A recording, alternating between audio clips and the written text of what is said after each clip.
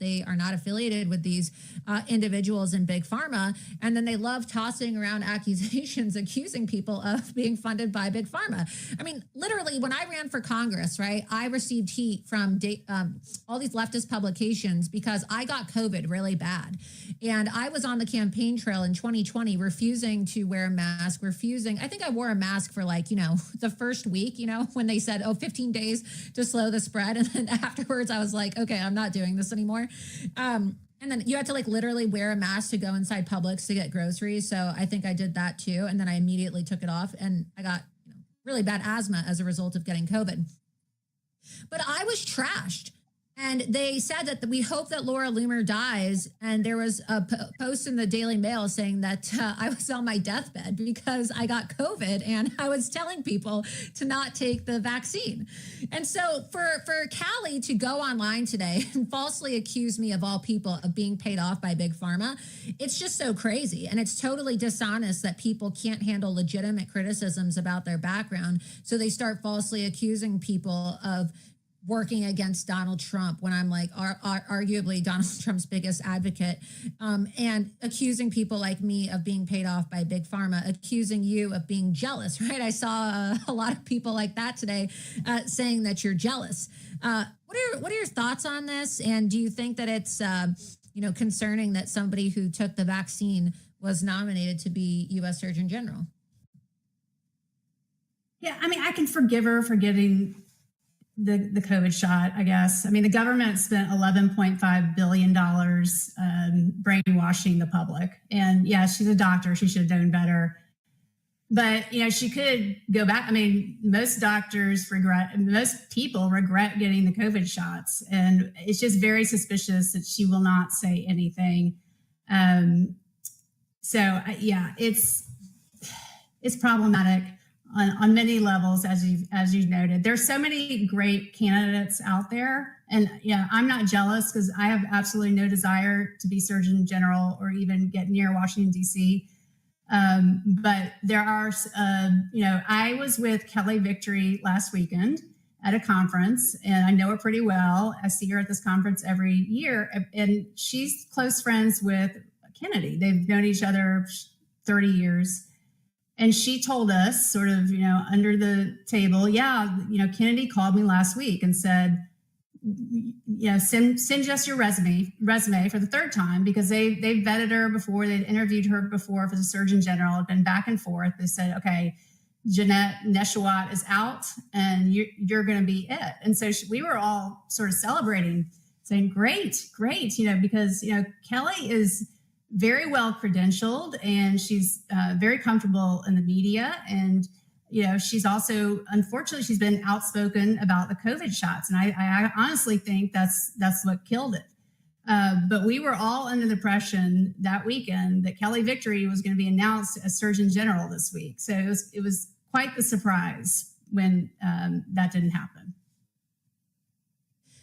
Yeah, I agree with you. I think it's kind of shocking, and I think it's really disturbing that nobody decided to do any background information. Correct me if I'm wrong, but you can actually be suspended from a residency program if you get caught using recreational drugs, and you can have your license revoked as a physician if you're caught using recreational drugs or have drugs in your system.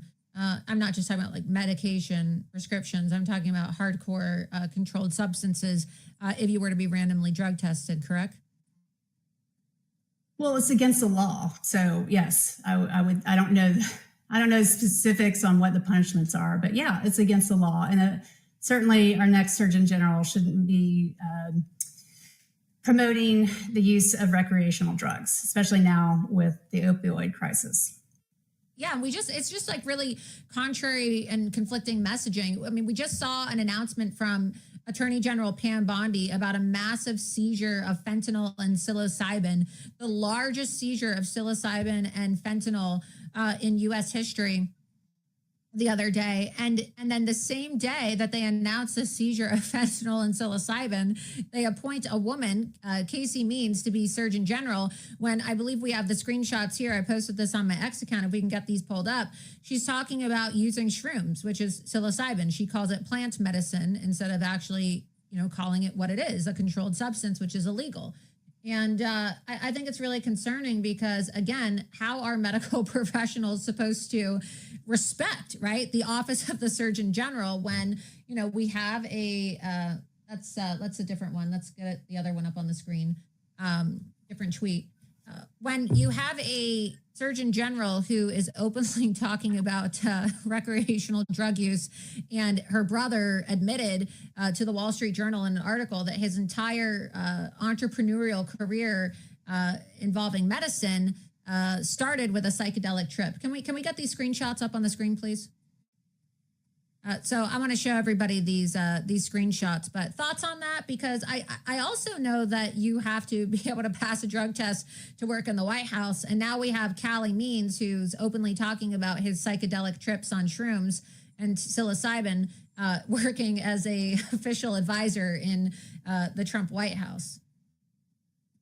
Yeah, it's concerning, to say the least. It's just not sort of the role model you want to present to the American public, I would say.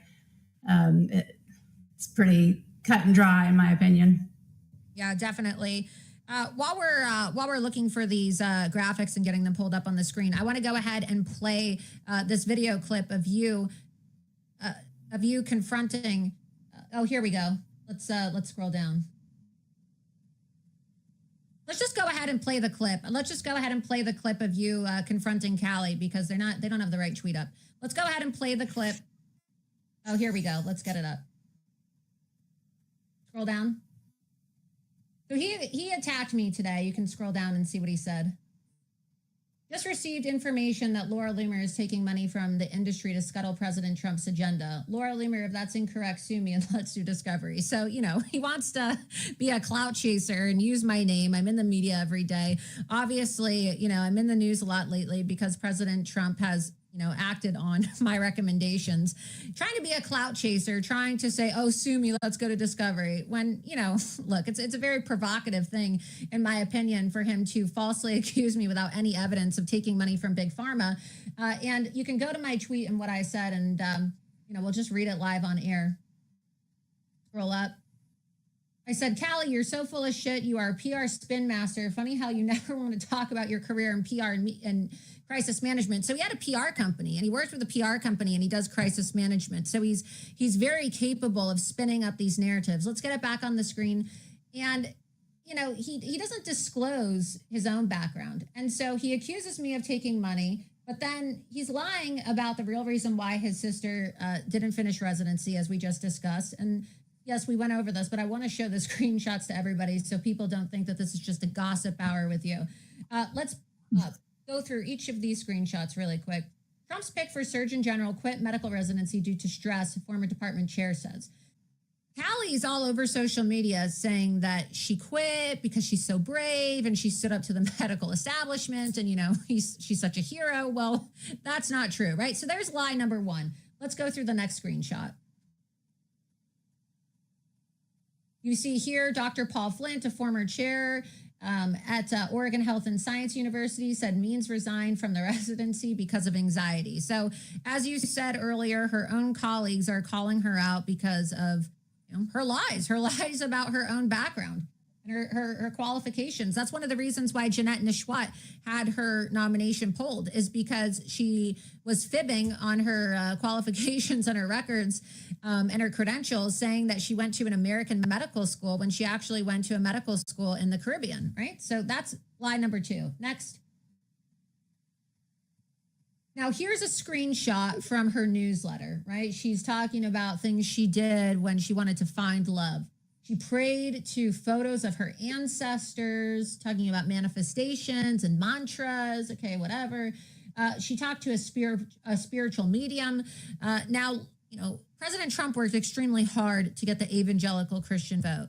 And I just want to know, what kind of message is this sending to evangelical Christians when, you have a woman who's been nominated to be Surgeon General talking about stirring up demons and spirits by speaking to a spiritual medium? A lot of Christians would call that witchcraft and voodoo. Okay. A lot of people have a serious issue with communicating with spirits and talking to the dead through spiritual mediums. Full moon ceremonies, that's very strange. talking to trees. She says she literally would talk to the trees, kind of like schizophrenic behavior, talking about plant medicine experiments, AKA doing shrooms with trusted guides. I mean, it sounds like, an ayahuasca trip where you go and you sit in the middle of a jungle and they have these spiritual guides that give you these illicit drugs. And then you basically sweat and you trip. And then you sit in this kumbaya circle and talk about all your hippie dreams. And then she puts a mushroom at the end. So she's obviously talking about shrooms because she doesn't want to say psilocybin because that would implicate herself in a crime since psilocybin is an illegal controlled substance. Thoughts on this? Yeah, I mean, it would not be hard to find a much more qualified candidate that doesn't have things like that all over the internet. So yes, it's she wasn't vetted. It was a failure in really doing their homework. So would you agree with my assessment that there is a vetting crisis at the White House? 100%. And if President Trump were to be watching this episode right now or were to receive a copy of this clip, what would your message be to President Trump as it relates to the guidance that Bobby Kennedy gave him as it relates to his nomination of Casey Means? There are just a slew of better people ready and waiting who have proved themselves during the pandemic. They spoke up when it was hard to do so at great personal risk. They have high integrity. They are not talking about doing recreational drugs on the internet. They are financially agnostic. I can name 5 of them off the top of my head. So it wouldn't be that hard to find a better person. Her brother has been described as a medical entrepreneur. Do you think that there's a conflict of interest that exists with having these siblings working together in such close proximity in official administration jobs when he himself, has various companies, including TrueMed? This is a company that he co-founded. And then his wife apparently lived in China for several months where she was trying to raise money and get investments from Chinese individuals for her wedding dress company. Do you think that this is, a big red flag and another vetting, just a vetting oversight, given the fact that we are still reeling from the implications of the China virus and the way that China devastated our country so much during this scam-demic, as I like to call it? I just find it to be a massive conflict of interest that kind of degrades the office of the U.S. Surgeon General. You have a woman whose brother is a medical tech entrepreneur making millions of dollars off of his investments and his companies in the medical field. I mean, don't you feel that this opens up the potential for exploitation in the way that he could, present himself or leverage his relationship with his sister, who is set to be the U.S. Surgeon General? Yeah, so he has a company called TrueMed, and what that does is they have products on their website that you can buy using HSA money. So that's pre-tax money. You get a tax break. And normally that kind of money goes towards, medications, surgery, very cut and dry medical care. But these products are, it's a little sketchy. Like they have a bed on there called 8 Sleep, which if you really dig into this bed, it's a very expensive bed, $4,000. There's no scientific data showing that it improves any kind of sleep outcomes or sleep health. Yet, you can use the U.S. taxpayer money to buy, to leverage to buy that off of his website. So expanding those HSA accounts is a huge windfall for Cali. And yeah, it's not big pharma, but can you imagine if, somebody connected with Pfizer was in Cali's position right now? Can you imagine the uproar that people would have? So it is a definite conflict of interest for him. And he's a special government employee. So he is in a position now. And then of course, with his sister becoming Surgeon General, same thing. It's vitally important after everything that happened during the pandemic that we don't make the same mistakes that we have continued to make if we have any hope of restoring trust. Yeah, and I think that it opens the door for potential tax fraud, and it's going to create scandals for the Trump administration because, could you imagine the Surgeon General advocating for her brother's company and saying, oh, I encourage all of you to go get this mattress or start hawking products that her brother has affiliations with on his website. I mean, as you said before, there would be so much outrage if people from Pfizer were in this position or Big Pharma. We'd be hearing all this public outcry about the Big Pharma conflicts of interest, but this is just as much of a conflict of interest. And the fact that they didn't tell the president any of this, I was told that Donald Trump didn't know any of this, that the president was not made aware of any of these facts, and Bobby Kennedy did not tell Donald Trump any of this information as it relates to the conflict of interest. And it's almost like Bobby Kennedy is trying to set Trump up for a scandal, right? I mean, we just saw this announcement the other day of a massive $20 million, and we can pull this up too, a $20 million advertisement campaign that the HHS department is going to be carrying out for the sake of commercials. Just type in, I think it's HHS $20 million Kennedy. Just type that in Google and see what pops up. There's an article I saw. And it's almost like it's a shadow presidential campaign ahead of 2028. You see that all the people who, here we go. Kennedy planning $20 million HHS Take Back Your Health campaign. So it's a 4-year initiative. And what this really is it's like a shadow presidential campaign on taxpayer money for $20 million so that he can be on TV and presenting himself as some kind of a hero on the expense of the taxpayers here, while his entire staff at HHS are all of his former campaign employees, including Stephanie Spear, an avowed Marxist and climate change radical who founded a group called Eco Watch that is still using their X account to this day to trash President Trump. So I don't even think President Trump is aware of the fact that Kennedy is trying to exploit and abuse taxpayer money in his position as HHS secretary to literally launch a shadow presidential campaign with $20 million of taxpayer money.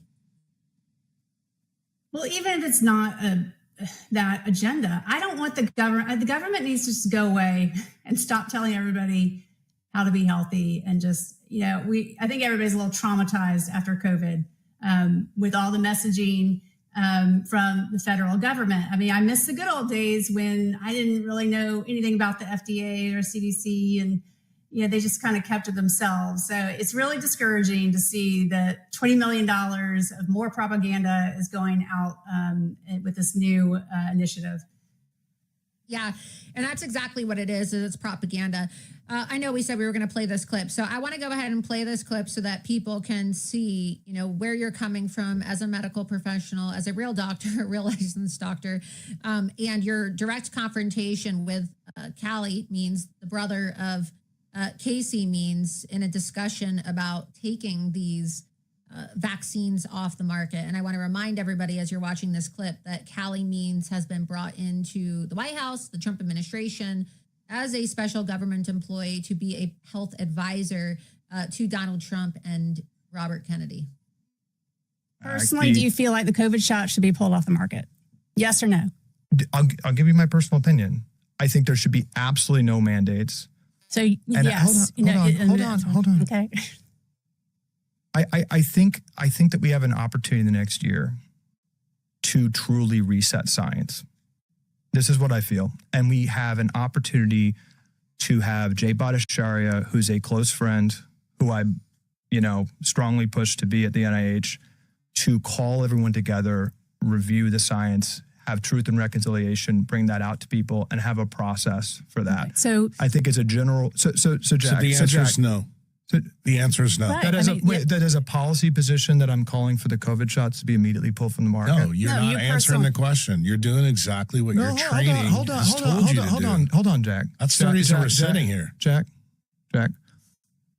I am saying that as a policy position, I think that we should have absolute data transparency, no mandates. Data. We have too much data. Okay, Danny just had Kevin McKiernan on the damn podcast. Let me talk. Jack. You let me talk now. Hold on. Let me talk. Let me ask you a question. And this is not like a debate. I don't see this as a debate. I actually legitimately... I don't think it's a debate either. Hold on, Jack, why are you so angry? because I don't trust you. Okay. I think you're full of shit. And Mary just uncovered why you're full of shit.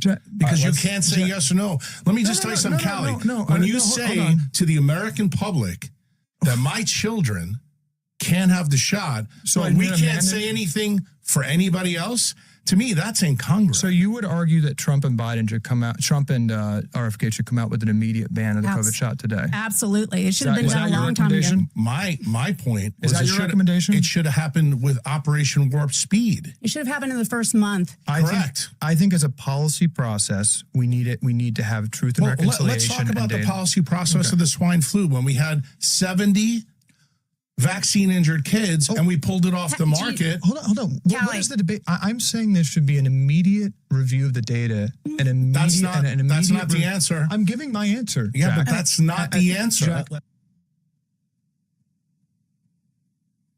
why do you think he just wouldn't answer the question? I mean, it is important to point out the fact that he is trained in PR.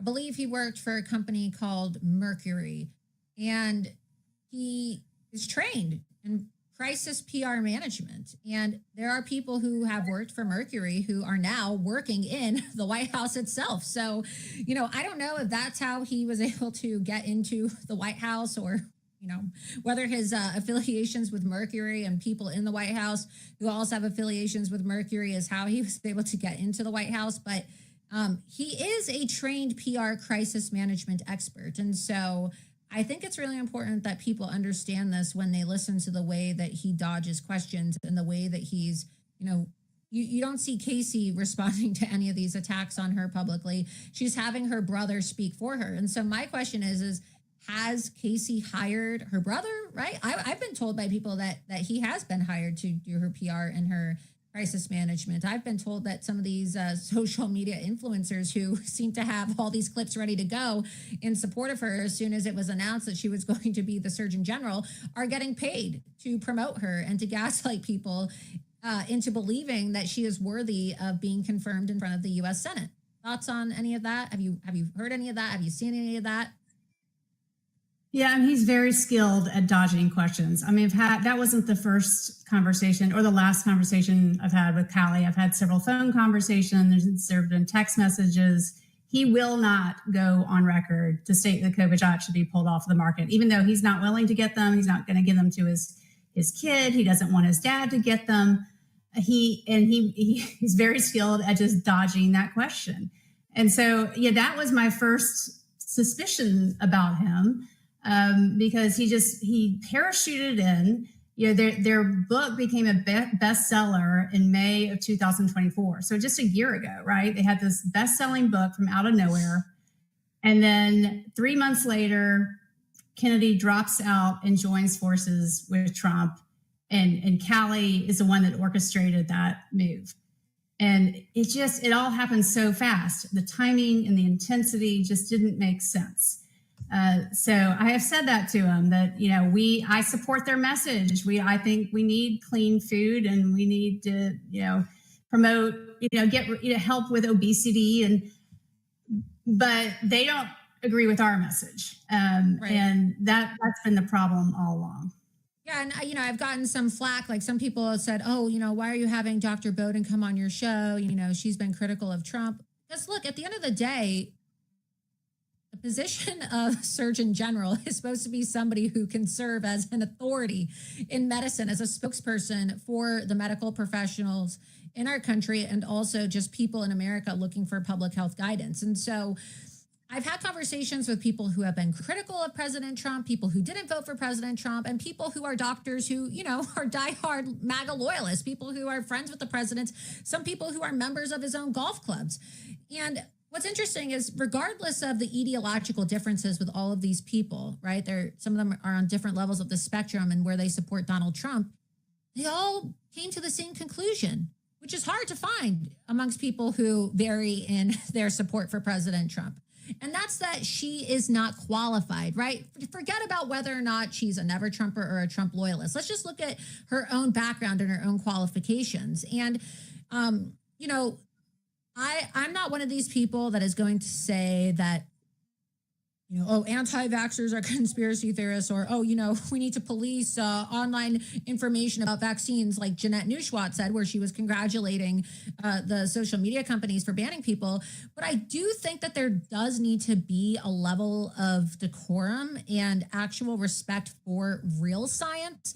I'm not talking about big pharma and forcing people to take vaccines or, telling people not to look at holistic medicine. I'm talking about having respect for medical professionals as a whole and encouraging people to get into medicine, because we already have to import doctors. I don't think a lot of people understand this. We are importing surgeons from other countries around the world because we have a shortage of specialists in our country. I'm sure you're aware of that. A lot of people watching probably are not aware of that. There are people in this country who have to travel abroad to get medical care in some instances because they don't have enough specialists in certain areas of medicine in our country.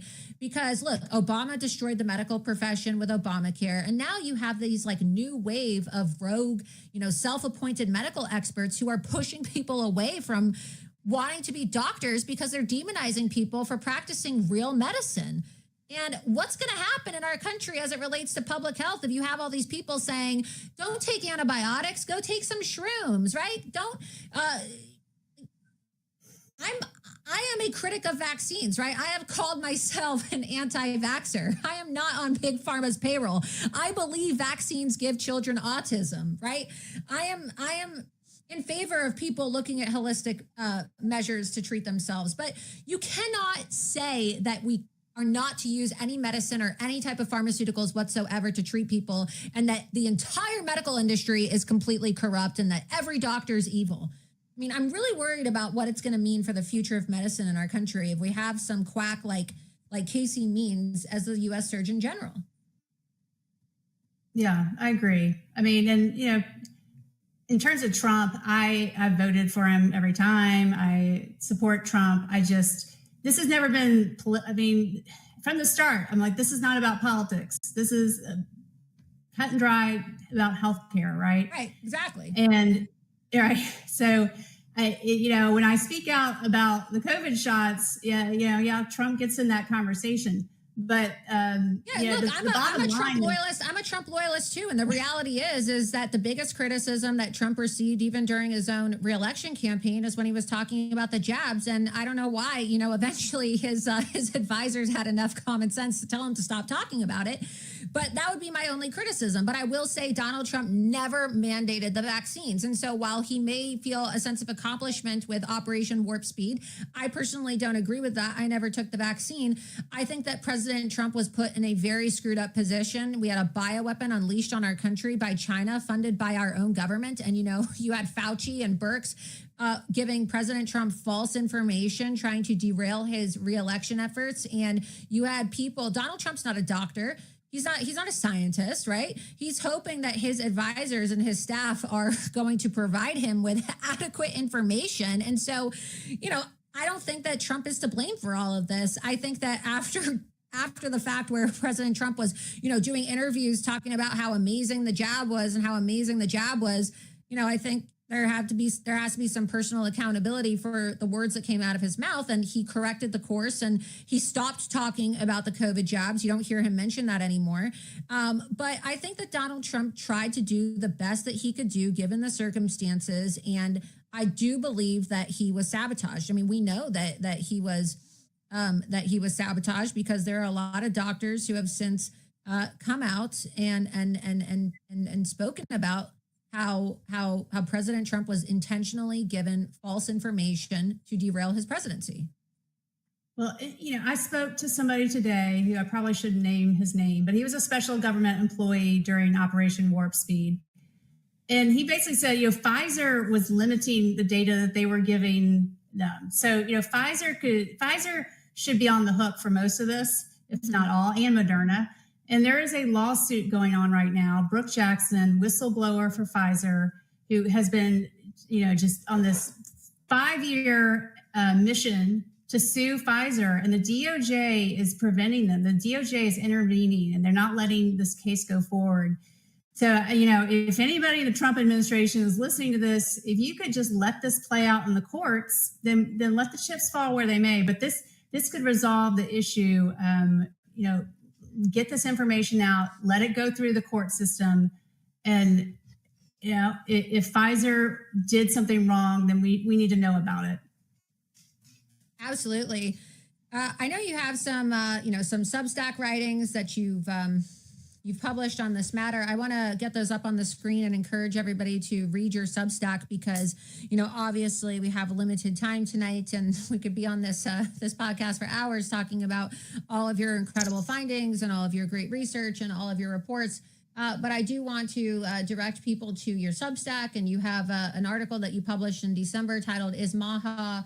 Let's cut out. Get that out of the screen. Is Maha a misdirection strategy? So I think that everybody should read this article on your Substack. It's drbowden.substack.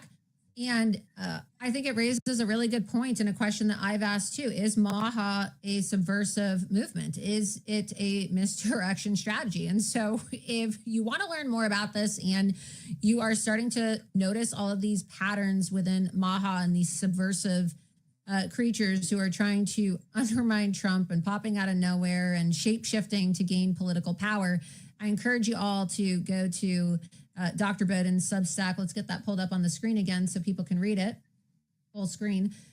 And you have another article too. Let's go ahead and get the other piece pulled up that people should read. And then I want to give you a few moments to, any last comments or words about this. Let's see. The truth about TrueMed. So this is another article that you wrote. Conflicts of interest within Maha. Some of what we spoke about tonight regarding, TrueMed, the company that was co-founded by Callie Means, who is the brother of the new Trump-appointed Surgeon General nominee.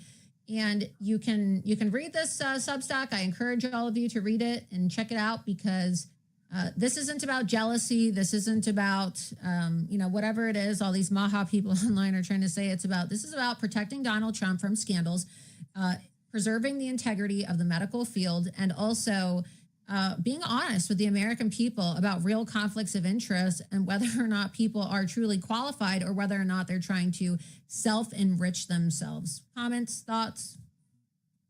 Yeah, the pandemic, it directly impacted every single American. And, the pandemic is over, but mRNA shots, they're still around.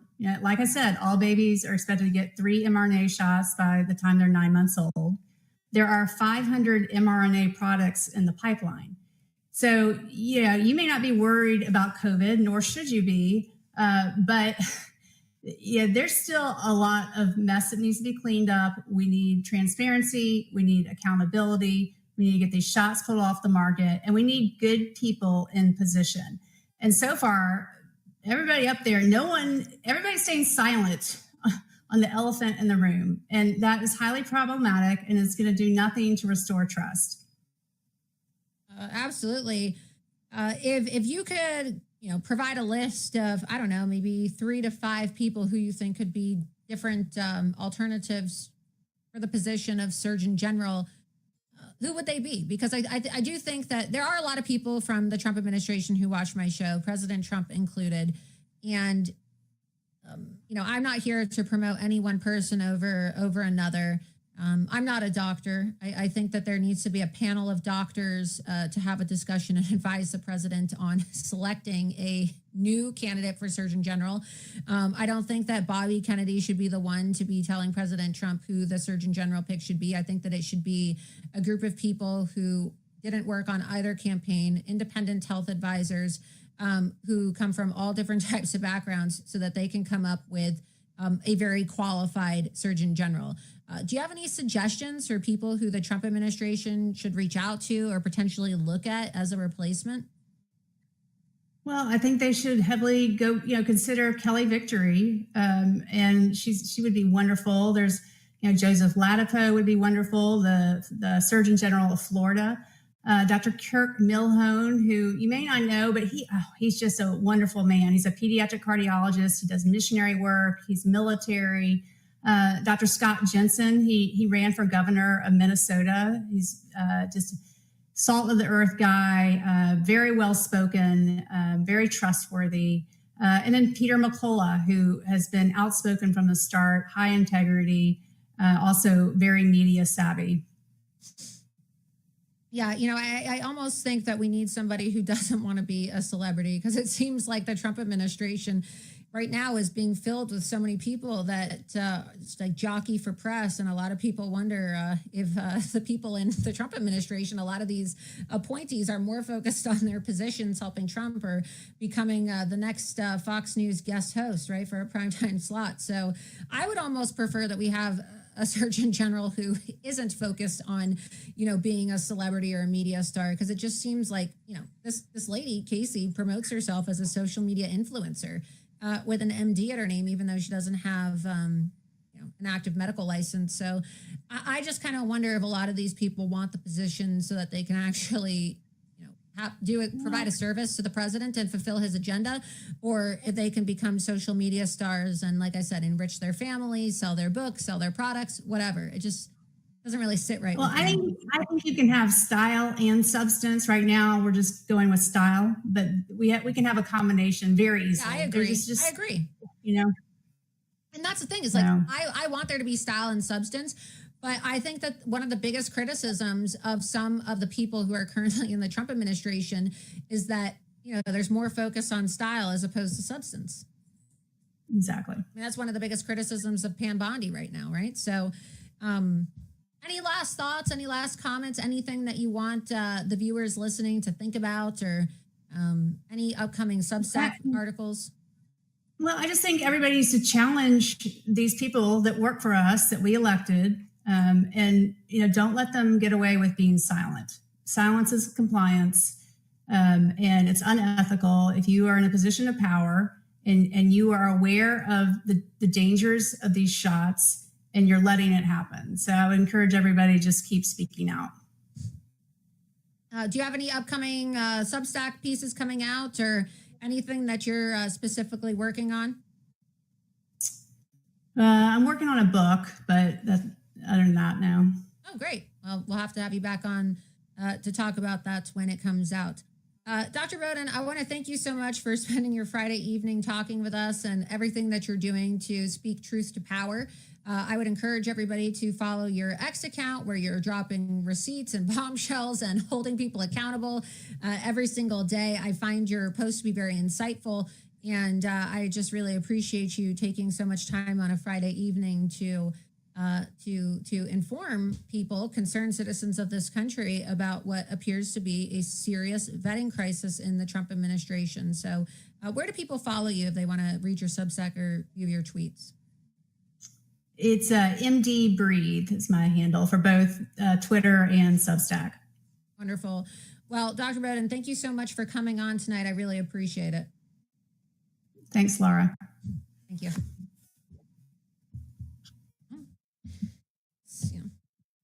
A lot of receipts there, you guys. A lot of receipts. I would encourage you to look at her Twitter account, look at her Substack, and look at some of the podcasts that she's done. I think that there's a lot of very damning information. And this is a woman who herself said why would she be jealous? She doesn't want to be Surgeon General. It's not like she's in competition with Casey Means. And I had her on tonight, and there's a lot of people I've spoken to across varying, degrees of the political spectrum. Some people like Trump. Some people don't like Trump. Some people are super Trump fans. Some people hate Trump. And I've talked to all of them, people in the medical profession who I know. I'm like, what do you think about this? And it's funny that because they all came to the same conclusion, and they said this woman is not qualified, Casey Means, to be the U.S. Surgeon General. So it's not too often that you have people on such polarizing sides of, the political spectrum coming together to the same conclusion. So hopefully this information can make it to Donald Trump. I find it to be very alarming that there are people who work for the president who block this information, and then they try to make it seem like I'm a problem. I mean, every day. And, after I bring on my next guest, I'm going to have an entire segment dedicated to Loomer derangement syndrome, just so that you can see the way that they viciously attack me for simply trying to do the right thing. I'm just trying to, use my platform and my voice to inform the American people and make sure that the best people surround Donald Trump. I'm not trying to be vindictive or malicious. I want what's best for America. I want what's best for the American people. And I want to protect Donald Trump so that his administration is not sabotaged by people who don't have his best interest. And I really just have a lot of questions about some of the people in the administration. And I think that I deserve answers for these questions. And I believe that I speak for a large population of the MAGA movement and people who voted to have President Trump represent them. So the attacks are just out of control, but I can handle it. I'm a big girl. I just find it to be really interesting how they're dedicating so much time on the mainstream media to smearing me for simply providing recommendations with receipts, with documentation. I'm not on Big Pharma's payroll. It's just factual information that I'm presenting. People can make up their own minds. Clearly, it's damning. Before I bring on my next guest, and we have an exclusive announcement tonight, exclusive video release, never before seen footage before that relates to our previous segments on the show about animal testing and animal rescue. I want to take a moment to thank the second sponsor of tonight's episode of Loomer Unleashed, and that is Grassi. Sip on the power of nature with Grassi, the organic wellness water that does more than just hydrates. This small business was founded on a mission to keep jobs here at home in America, especially in rural communities. Grassi is committed to investing in American manufacturing instead of sending production overseas. Made and sourced in the United States of America, each bottle of Grassi is packed with detoxifying barley grass juice powder plus 100% of your daily vitamins C, D, and zinc, giving you and your body the clean energy and immune boost that you need. It's USDA certified, organic, plant-based, vegan, and it's low in sugar, making it perfect for athletes, families, and anybody who wants to stay healthy on the go. And I figured that we have a lot to talk about tonight as it relates to wellness and health and medicine here in America. And so speaking of wellness, Wellness Magazine even said that Grassi is not just a beverage, but a revolution in a bottle. Head on over to Grassi.com and use code Laura20 to save 20% off on your entire purchase all month long. When you sip on Grassi, you're not just nourishing yourself, but you're also supporting American manufacturing and small businesses here in America. You're supporting workers and local communities all across our country. And if there's one thing that you know about me, I will always stand with American workers and American businesses. So again, head on over to Grassi.com. That's Graasi.com. Use code Laura20. We've had the founder of Grassi on the program before to talk about the benefits of this drink. Low in sugar, organic, has your daily dose of vitamins all packed into one bottle. I'm not really a fan of soda. Sometimes drink diet soda, but you see a lot of parents give their kids soda, right? And they're always giving their kids soda in their lunch boxes. That's not healthy for your kids. Children are going to get diabetes. And I think that there's a healthier alternative out there. And you see that there's a lot of controversy surrounding health drinks, right? They say that they're health drinks, but there's tons of sugar, even apple juice. And a lot of these juice products that are billed as being healthy for your kids are not healthy. And this isn't a drink just for children. It's a drink for everybody. And what I like about it is that, it's hydrating and the flavor isn't too severe. It just has like a very light flavor to it. Citrus, mint, cucumber, lime, lemongrass, ginger, but it is a legitimate healthy alternative. And like I said, adults can drink it, children can drink it, certified organic, and you're getting your daily dose of vitamins when you drink this beverage. And as I said before, I used to get vitamin therapy all the time. I would spend all this money on vitamin IVs because I'm deficient. I have a vitamin D deficiency and a little bit of a vitamin B deficiency. So I feel tired some of the times, but got to push through it, right? And I would get these vitamin injections because I just felt a lot better. And I started drinking Grassi and I get my vitamin B, I get my vitamin D and zinc, and I really do feel healthier. And I feel like I have more energy and I don't need to go get the vitamin infusions as much. So I would definitely recommend it. Check it out. And again, when you buy from Grassi, you're not just optimizing your overall health, but you're also supporting the production here at Loomer Unleashed. So thank you to the good folks over at Grassi for sponsoring Loomer Unleashed. All righty. Moving on now.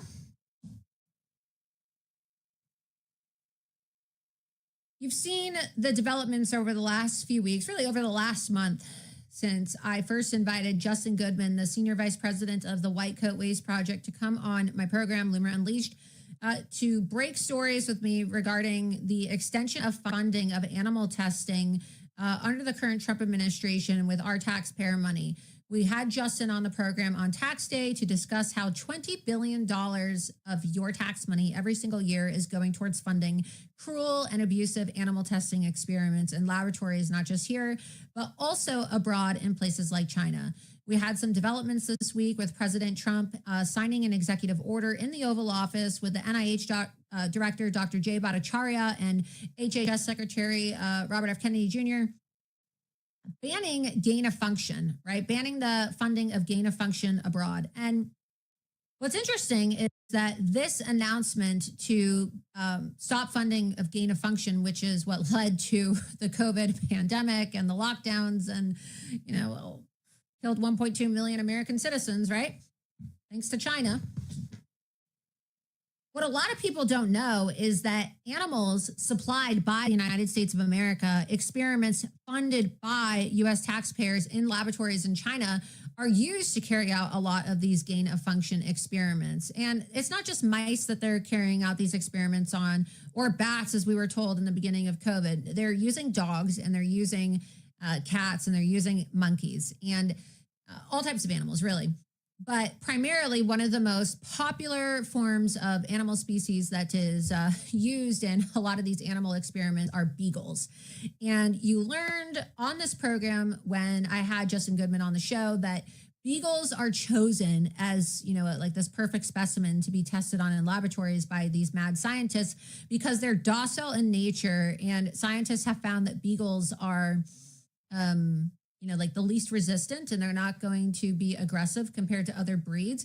And so essentially these mad scientists have ruled out the fact that if you want to abuse an animal, the best animal to abuse is a beagle because they're not going to bite back, and they're going to, just allow you to do whatever you want to them. And we've seen a lot of these really horrific experiments that have been uncovered and exposed by white coat waste, including the fact that the NIH, which is now led by Dr. Jay Bhattacharya, his headquarters office is out of Bethesda, Maryland, actually had an on-campus beagle lab that was still receiving funding and was set to be importing 24 beagles to their on-campus lab for these abusive experiments. Well, thanks to our reporting, thanks to the reporting by White Coat Waste and the reporting here on Loomer Unleashed that went viral, it actually led to an announcement on Fox News this last Sunday by Dr. Jay Bhattacharya, and we talked about this on Tuesday's episode of Loomer Unleashed, that they were shutting down and closing the Beagle Lab on the NIH campus site. Well, there are still a lot of these abusive animal experiments happening in labs all across the country, right? And so a lot of people were gaslit into thinking that, wow, the Trump administration is ending all beagle testing. False, right? We are still actually funding a lot of these abusive animal experiments in laboratories all across the country with our taxpayer money, and also in China. We also reported here on Loomer Unleashed with the exclusive documentation provided by White Coat Waste, these horrific animal experiments that are being done through the DOD, the Department of Defense, under the current Trump administration, where over $10 million has been spent taxpayer money to literally shove marbles and condoms up the rectums of innocent cats to test for erectile dysfunction and electromagnetic shock experiments. Horrific things. I mean, we don't need to be shoving marbles up the anus of any animal, let alone a cat. And I was alerted to the fact that there was going to be an animal rescue this week from some of these beagles across laboratories in our country that have been abused, and now they're going to be able to live a better life after being rescued. And a lot of people wondered, where do these beagles go after they get rescued from the laboratories? Well, in many cases, some of them have been euthanized, but luckily, there's an amazing organization out there called Kindness Ranch, and Kindness Ranch dedicates itself to traveling the country, rescuing these abused lab animals, specifically beagles, and they take them to a ranch that's located in Wyoming, and they find them homes, and they give them a better life so that they don't have to die in a laboratory or be tortured for the rest of their life in a laboratory. And what's amazing about this organization, Kindness Ranch, is that they help find homes for these animals, and it doesn't matter how old the beagle is, they will try to find it a home so that it can live a better life. And we have an exclusive report. We can exclusively report that as of this week and over the next few weeks, Kindness Ranch is going to be saving 100 lab beagles, and they are going to be working with White Coat Waste to urge the Trump administration to retire all animals from NIH-funded laboratories. We're going to be publishing this report tonight on Loomer.com. I wanted to break the news first here live on air, but I'll read a little bit of this report. On May 4th, 2025, the Trump administration's National Institutes of Health shut down the last beagle experimentation lab inside its Maryland headquarters following a 9-year campaign led by the watchdog group White Coat Waste.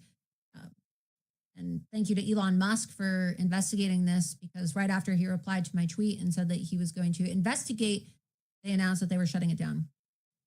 Now we can exclusively report tonight that more beagles have been rescued from cruel government testing.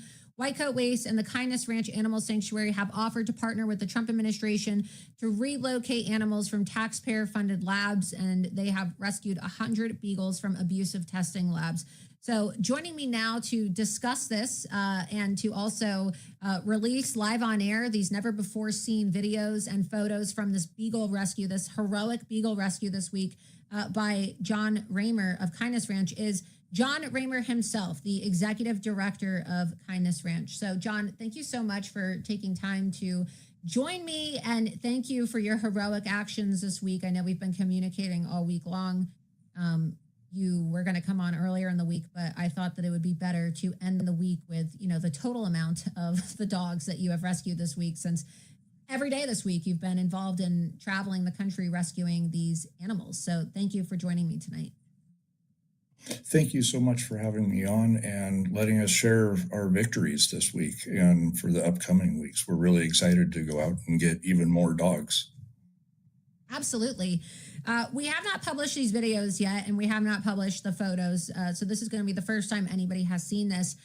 But what can you tell us about this mission that you have engaged in this week through your organization, Kindness Ranch, to save from this report that we're now releasing? It was going to be 70 beagles, but it's my understanding that you rescued even more beagles today. So now the number is 100 beagles that you have saved this week. Yes, by the first week of June, we will have placed at least 101 beagles into different organizations that we partner with to find homes, ranging from actually Canada to California to North Carolina, all over the place, because although we have a facility in Wyoming, it's really difficult to house that many beagles in a single facility and successfully place them into homes. Kindness Ranch was founded in 2007 by Dr. Grubman after he heard about animal testing and vivisection, and worked very quietly for years and years to just retire animals from laboratory testing facilities, predominantly surrounding Wyoming. There's a lot of animal testing that goes on in Colorado. And which is really ironic, given the fact that Colorado is like hippy dippyville, right? Like Colorado is really ground zero. And I know you're an animal organization, so we don't need to have a big political conversation here, but it is kind of funny given the fact that all of the, the anti-Trump campaigns out of Colorado to try to strip Donald Trump from being on the ballot this last election season came out of Colorado. And so it's ironic given the fact that, Trump's really the only president that's taking a stand against animal testing and animal cruelty. And Colorado is where all these liberal organizations and these like tree hugger organizations are based out of. And yet it's one of the states where they're carrying out some of the most abusive and horrific experiments on animals. So I just wanted to get that little jab in, because just more hypocrisy, in my opinion, from these organizations. But continue. Well, we have gotten literally thousands of animals out of animal testing in Colorado. And the flip side of that, which is the happy ending part, is we've also placed thousands of dogs and cats into private homes in Colorado. So it is kind of a full circle thing.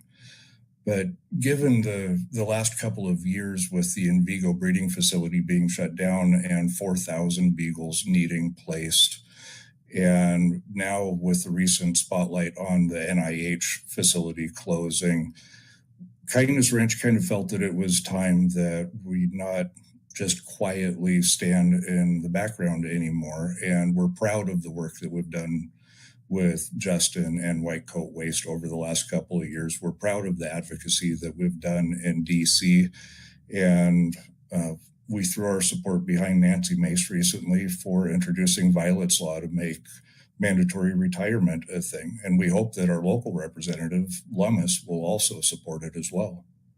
Yeah, let's go ahead and get that article pulled up on the screen, because Nancy Mace, of course, has been very outspoken, a representative from South Carolina. She's been speaking out against the Monkey Island, where they're torturing a lot of animals, a lot of monkeys in these abusive experiments. But also, she's a big dog lover. We've had Nancy Mace on the program before.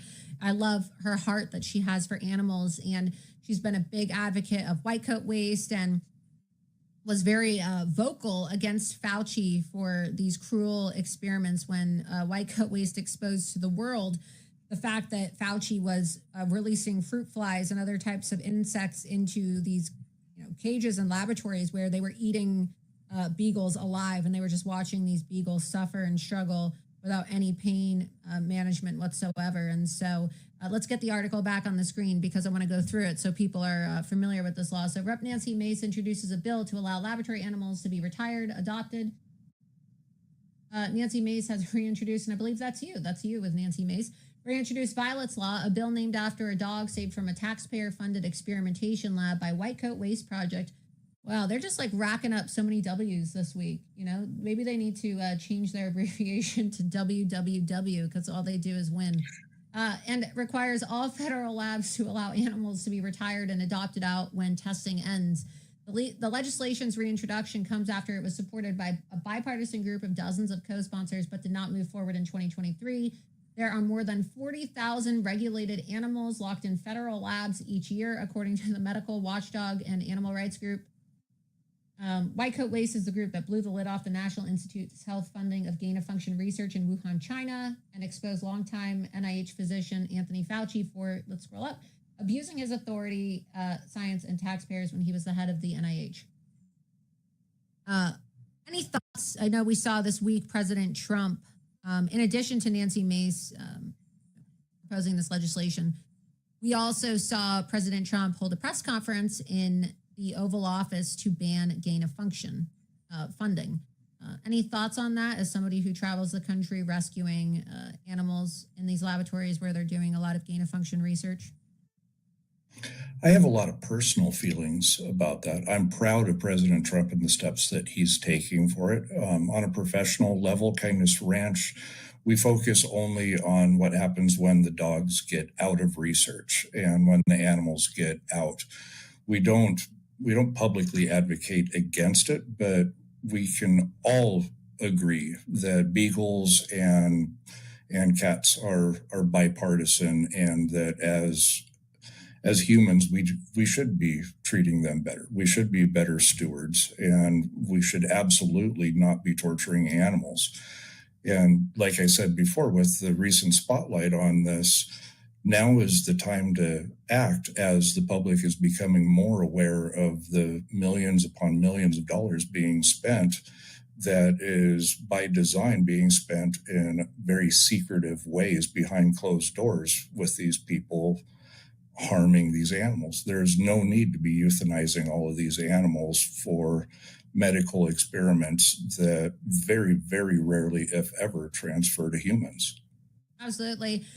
Before we go ahead and play these video clips for you and the viewers tonight of these very heroic rescue operations that you carried out this week, if you can tell us in detail kind of what your week was like, because you were very busy this week rescuing all these beagles.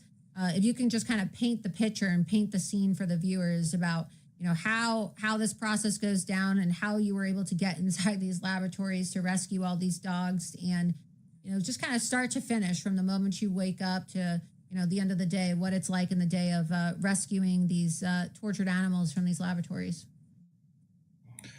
Well, I spend the majority of my day sending out about 200 emails to testing facilities all over the country, trying to introduce myself, what we offer to these testing facilities with the confidential retirement of the animals when they're no longer used.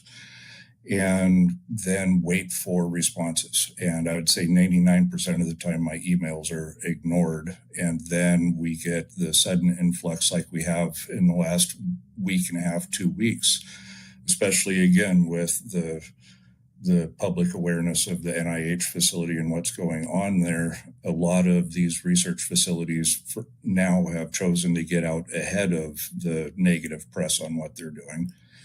And my email box was just blowing up with people wanting to release animals that are no longer being used. One of these facilities we've worked with for quite some time, and they're in the process of phasing out almost all of their animal testing and will be closing in the next couple of years. That facility was in Colorado, and then we got the phone call from a facility in Houston, Texas, which is where I'm at right now. And then we'll be going back to Colorado to pick up even more dogs. All of the dogs that we've released this last week were used in flea and tick and topical medication research, which can sound non-invasive, but as we develop longer-term treatments for flea and ticks, they have to be injected with these new chemicals and then exposed to massive amounts of fleas and ticks. And a lot of discomfort can be involved in that. But some of these dogs have been in long-term studies where they've been what's called recycled, which means that they stay in contract facilities for their entire lives and are exposed to multiple different forms of research. And 2 of the dogs that we got this week were both 11 years old, and they were born in a research facility and lived their entire lives, had never been outside before. That's so awful. I mean, how do you even rehabilitate a dog like that? I mean, the amount of anxiety and stress that a dog who is 11 years old, who's never been able to go outside, I mean, how do you even begin to rehabilitate an animal like that? That's my amazing crew at Kindness Ranch. We have dedicated caretakers that actually live and care with these dogs 24 hours a day, 7 days a week. And they expose them to everything from a TV for the first time, the smell of coffee being made in the morning, to the joy of being able to use a dog door and go in and out as they please. A bittersweet story with one of the 11-year-old dogs that we just got out. This boy went outside for the very first time in his life and found the steps going down into the yard and had never used steps before and actually fell down one step and just laid there traumatized from what had just happened. You could tell that he'd never experienced anything like that before. And when he stood up and realized that he was okay and was touching grass and dirt for the very first time, got the zoomies and ran around for the next 5 minutes acting like an 8-week-old puppy for a little bit. It's so heartwarming when we see how quickly some of these dogs can bounce back from a life of trauma. And we have that never before seen clip here that you provided to us. So we're going to go ahead and play that clip now. You made it up the steps. You made it up the steps right on. You're outside. What do you think about this?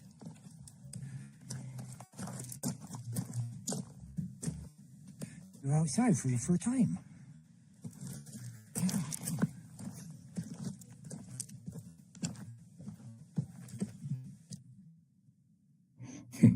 That's so sweet. So you said you're in Texas right now, but the ranch is located in Wyoming, and we're going to show some more clips of some of these dogs that you rescued this week. So how do you transport them, and do they stay with you like when you're at the hotel, or do they go straight back to Wyoming?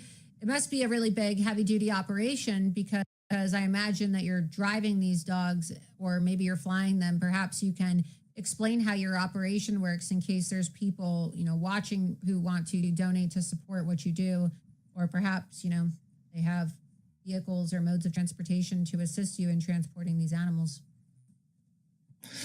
Well, thank you. I wish that we were a big operation.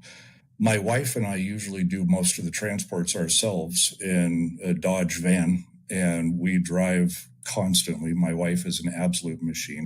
And she's in the van right now driving back to our little town in Wyoming with her daughter, Jess, with the 26 dogs.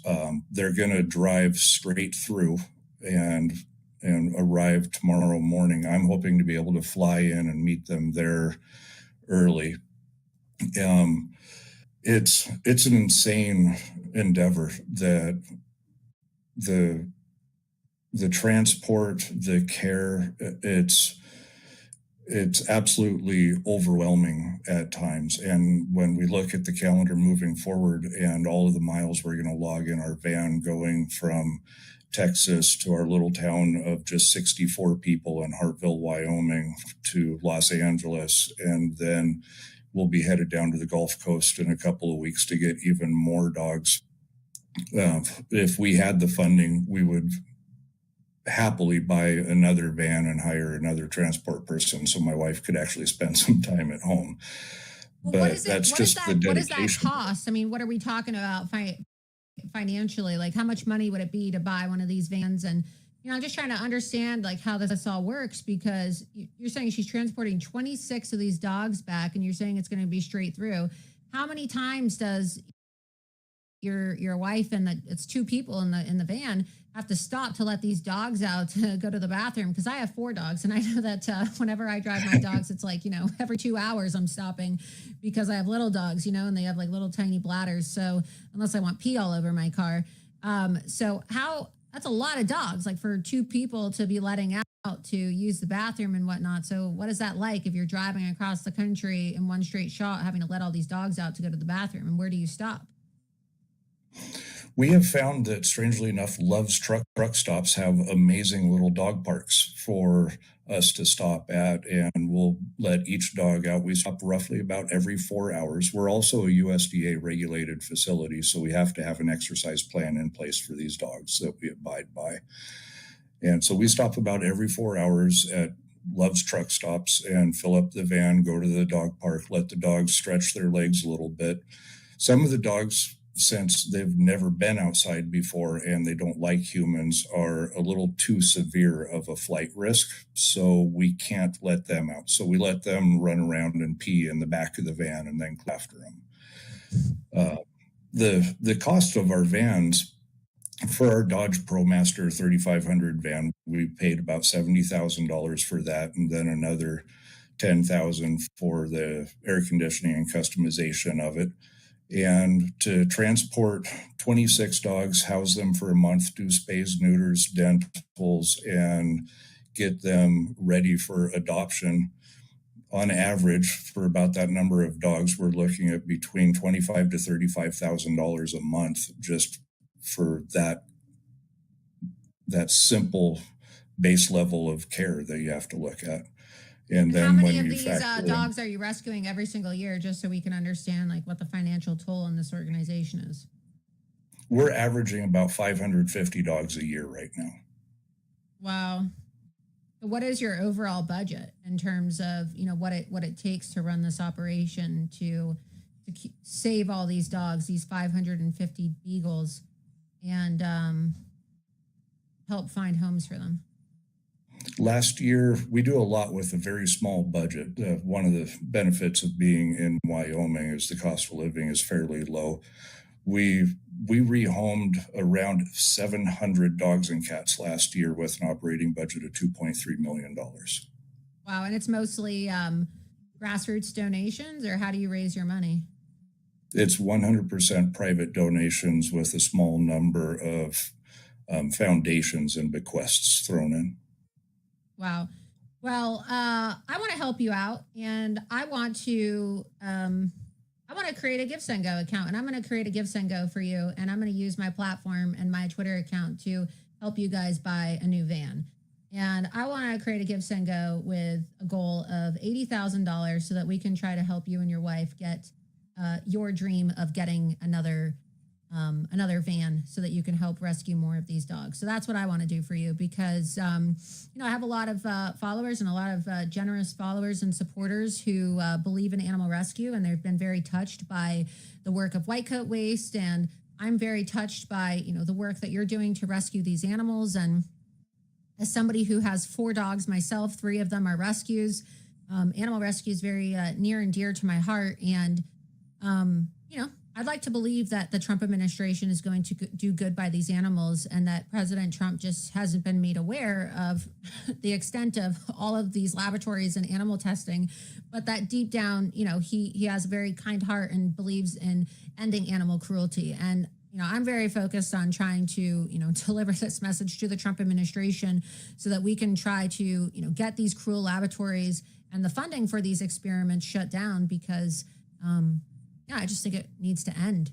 So that's my commitment to you. And I'm going to, do what I can over these next few weeks to try to help you hit your goals so that you guys can get a new van. That is absolutely incredible and so unexpected. Thank you so much. It's when people with a platform like yours become aware of something like this and jump in to help it really makes the world a better place. And I greatly appreciate that and you for doing this. Absolutely. It's my pleasure. I want to thank you for what you're doing. I want to play some more of these clips and show some more of these videos because we have even more photos of these dogs that you rescued this week just so people can see the process. So I'm just going to go ahead and start showing some of these back to back. Here's some of the photos. We'll show the photos first, some of the dogs.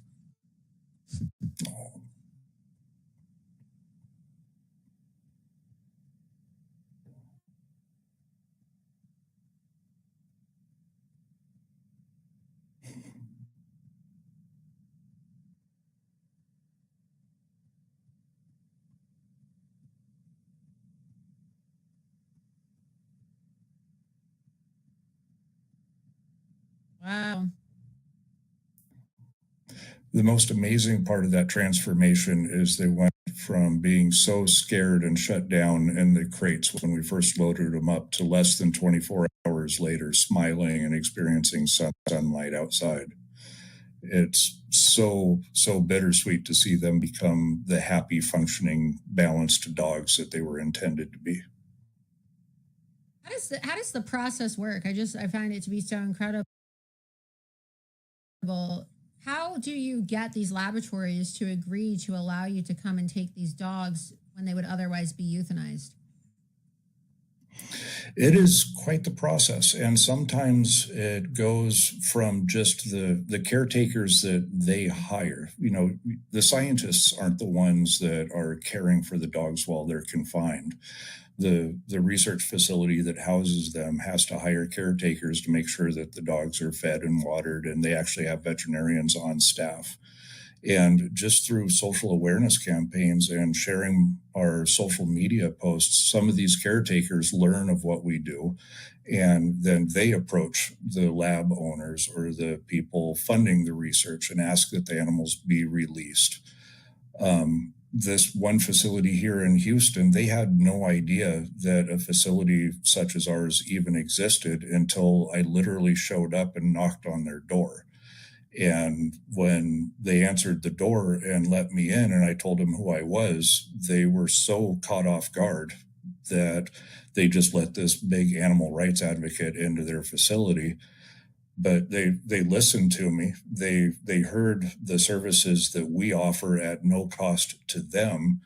And I was just informed today that they are now a full no-kill animal testing facility, and that every animal that can be safely sent to us will be moving forward. And 3 years ago, they didn't know that we even existed. And now they're trying to make the turn to be more ethical in the work that's being done, which animal retirement is a great stepping stone, but federally funded animal torture does need to stop. Absolutely, it needs to stop. And I think that a lot of Americans were horrified when I had Justin Goodman on my show to learn that their taxpayer money was going towards funding these horrific experiments, which is why I decided to have him on my show on tax day April 15th, because I think it kind of like hits differently when you realize that after you just sent this big check or payment to the IRS, that they're literally using your money for taxpayer funded animal torture. So when you go and you try to find these labs, how do you find these labs? Are you given tips by whistleblowers who reach out to you, animal rights activists? Do you have to like call around? Because I imagine that a lot of these labs are also private labs, and they probably have, no signage. It's probably really hidden, and you have to really, investigate their location. So what's the process of you finding these labs? Just to get people to agree, because I'm sure that you said a lot of these labs don't even know you exist. So what's the process like of finding a lab, identifying a lab, and convincing them to let you inside to take these dogs? Well, I'll preface that with saying that the groups that we choose to work with, like White Coat Waste, we're very, very selective. Rights groups are a little bit more extreme and want to shame the individual without the understanding that what these research facilities are doing, albeit I don't consider it truly moral, it's not illegal. And in most cases, it's actually very highly encouraged by federal agencies such as the NIH, the FDA, and sometimes even the EPA. So I take a more subtle approach, and I'll look on employment websites like Indeed and look for animal caretaker jobs and actually find contact information that way.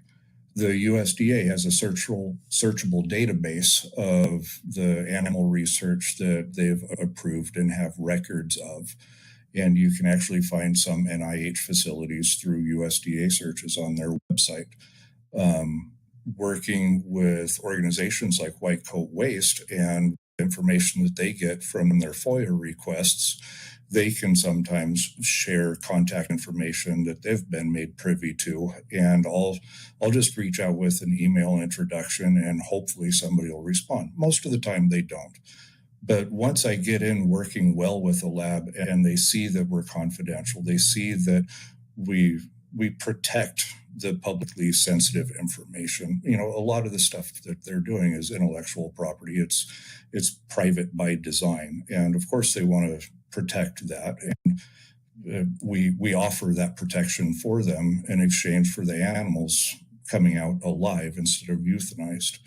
So it's a sensitive behind the scenes endeavor that over the years we've been successful in getting word of mouth through the research facilities that we work with, that we're a trusted organization.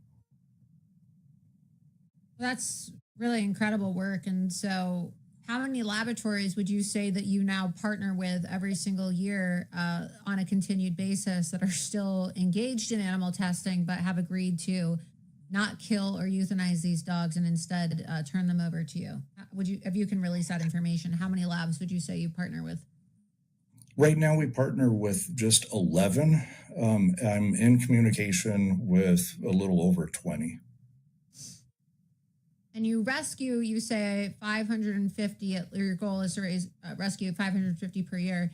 How many of those dogs would you say end up dying? I mean, you rescue 550, but how many dogs within these research facilities of the 550, because there's more than 550, I imagine, have died before you can rescue them, so that people can kind of have an understanding of how many of these dogs are actually being killed in these shelters? We get out less than 1% of all dogs being tested on nationwide. Wow, that's so sad. That is so sad. How many beagles would you say per year are bred specifically by these government-funded breeders for the sake of being tested on? And I know that we discussed before I had you on the show tonight, and I talked about this with Justin. They specifically want beagles, and these research documents and the FOIA requests that Justin has obtained at White Coat Waste show that they actually mention they choose beagles because they're docile and they're not going to be aggressive and bite back or fight and resist the animal abuse like a lot of other breeds would. And they're not as strong as some of these other breeds that are very muscular and would put up a fight or, not to be very good research specimens. I just think that we need to get the numbers to put this into perspective for the average person listening to this when they think of the $20 billion each year that's going towards these animal torture experiments. How many beagles would you say, maybe you have the numbers, maybe you don't, are being bred every single year for the purpose of animal testing? It's my understanding that last year at the end of 2024, there was a little over 42,000 beagles bred specifically for animal testing. And if how many you of them remember die? back, How many of them die each year? How many of them are killed of the 42,000? How many of those beagles die each year? it's near impossible to tell because there's no disclosure policies nationwide. So when states enact a mandatory retirement plan without a disclosure policy attached to it, there's no tracking of how many dogs actually make it out of research facilities alive. So the labs are left to be accountable to themselves without saying what happens to all of these dogs. If they euthanize a dog, that has to be logged in their records, of course. But then when the veterinary board looks at that as opposed to the USDA, none of that stuff is shared publicly, which again goes back to the very secretive, almost cloak and dagger nature of animal testing. So, in hopes, as soon as animal retirement from research is mandatory or policy nationwide, we'll be able to track how many dogs actually make it out alive. Because right now, there's no way of knowing. Totally out of control. I understand that you are also going to be having a gala coming up soon, too, where people can buy tickets and they can attend your gala and they can, support the work that you're doing. What can you tell us about this gala and this event in case people watching want to attend or they want to donate? Because I think that the work that you're doing is very important, and more people need to be supporting this type of work. Well, thank you. October 18th, we're having a gala event in Denver. We've rented a wonderful facility. We have some phenomenal guest speakers arriving. We have Justin Goodman and Anthony Bellotti from White Coat Waste coming that will be talking at the event. We have the director of Frost Fund in California coming out, the executive director of the Beagle Alliance in Canada coming out. Our canine behaviorists will be there also speaking. Live music from Sid Reese, who is a finalist on The Voice. It's going to be a great, great event. Ticket, wonderful people.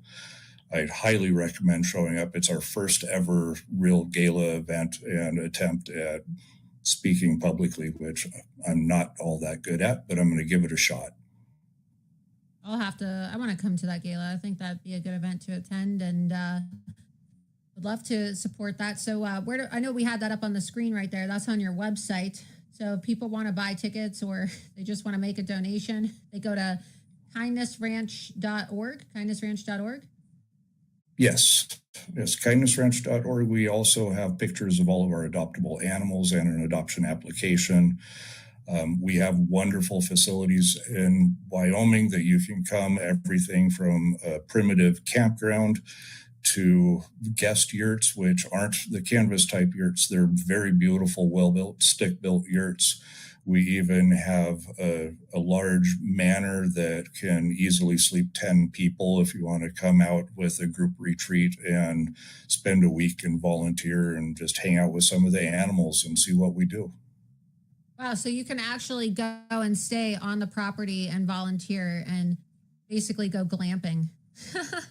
Exactly, go glamping, yeah. And if you wanted to take a beagle back to your yurt or your tent at night, you can. Really? So you can sleep with the dog and then you can basically teach the dog what it's like to have cuddles and be snuggled at night by an owner. Yeah, you can be part of the rehabilitation process. Man, that sounds like my dream vacation, although I feel like that'd be really dangerous. I'd probably leave with more dogs and I want more dogs. Well, we were lucky enough that we now have 16 Starlink installations throughout the property, so we have good enough internet you could come out and stream from there if you wanted to. Wow, that's amazing. So you use Starlink. That'd be really nice if Elon Musk were to somehow find out about your need for another van. And who knows, who knows? Maybe Elon Musk would help buy another van. You never know. I mean, I'm going to tweet this out. Sometimes he sees my content. I mean, look, he's the richest man in the world, so you never know. It would be nice, right? It would be nice. There's a lot of really rich people. I wouldn't turn it down for sure. Who knows? But you are a facility that is utilizing Elon's Starlink. So Starlink is being used to help save these beagles. That's very nice to know. So we're almost off the grid out where we're at. We don't have landline phones. We have no cell phone signal. So we had to use something. And when Starlink became available, I was an early adopter for sure. And now it's all over our 1,200 acre property out there. And so you're the owner of this 1,200 acre property, or your organization is the owner, and you live on the ranch, and then you just take care of these animals and live with them 24/7? I'm not the owner. The organization is. And yeah, we have a staff of about 20 people that live on the property full time, caring for all of our animals. We have everything from the dogs and cats to cows, pigs, horses, goats, sheep, llamas. It's a real ranch, but the only difference is that all of our animals are from research facilities. Wow, that's incredible. That's amazing. I mean, you don't have to say if you don't want to, but who owns the land? That's pretty nice that they allow for, this massive sanctuary so that people can just, hang out with animals and rescue them. I mean, that's a lot of property. That's really nice. You don't have to say if you don't want to. I just think that pretty heroic. It's pretty heroic in my opinion. When Dr. Grubman had the vision for the sanctuary, it was purpose bought and built by his own money to found the sanctuary in 2007.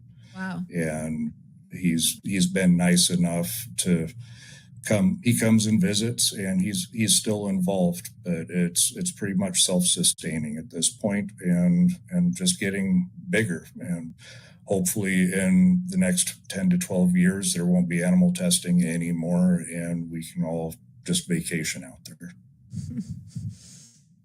Yeah, I mean, hopefully animal testing ends, but that's really amazing. I didn't know that you could actually camp out with the dogs there and volunteer for a week. I want to go to Wyoming and check it out. I'm going to have to come down to the ranch. So if people want to adopt one of these beagles, because I see people in the comments right now, let's go to the chat, because I know that we have a few people that are asking questions. People are interested in this. Let's see. Anybody want a dog? Now's your time. If you want to rescue a dog, put it in the chat. I know that there's a few people who have told me in the chat before that they want to get a dog. I'm always talking about my rescues, so everybody's laughing at me in the chat right now. They're like, "Oh no, Laura's going to get a 5th dog." So I'm always talking about how I have so many dogs.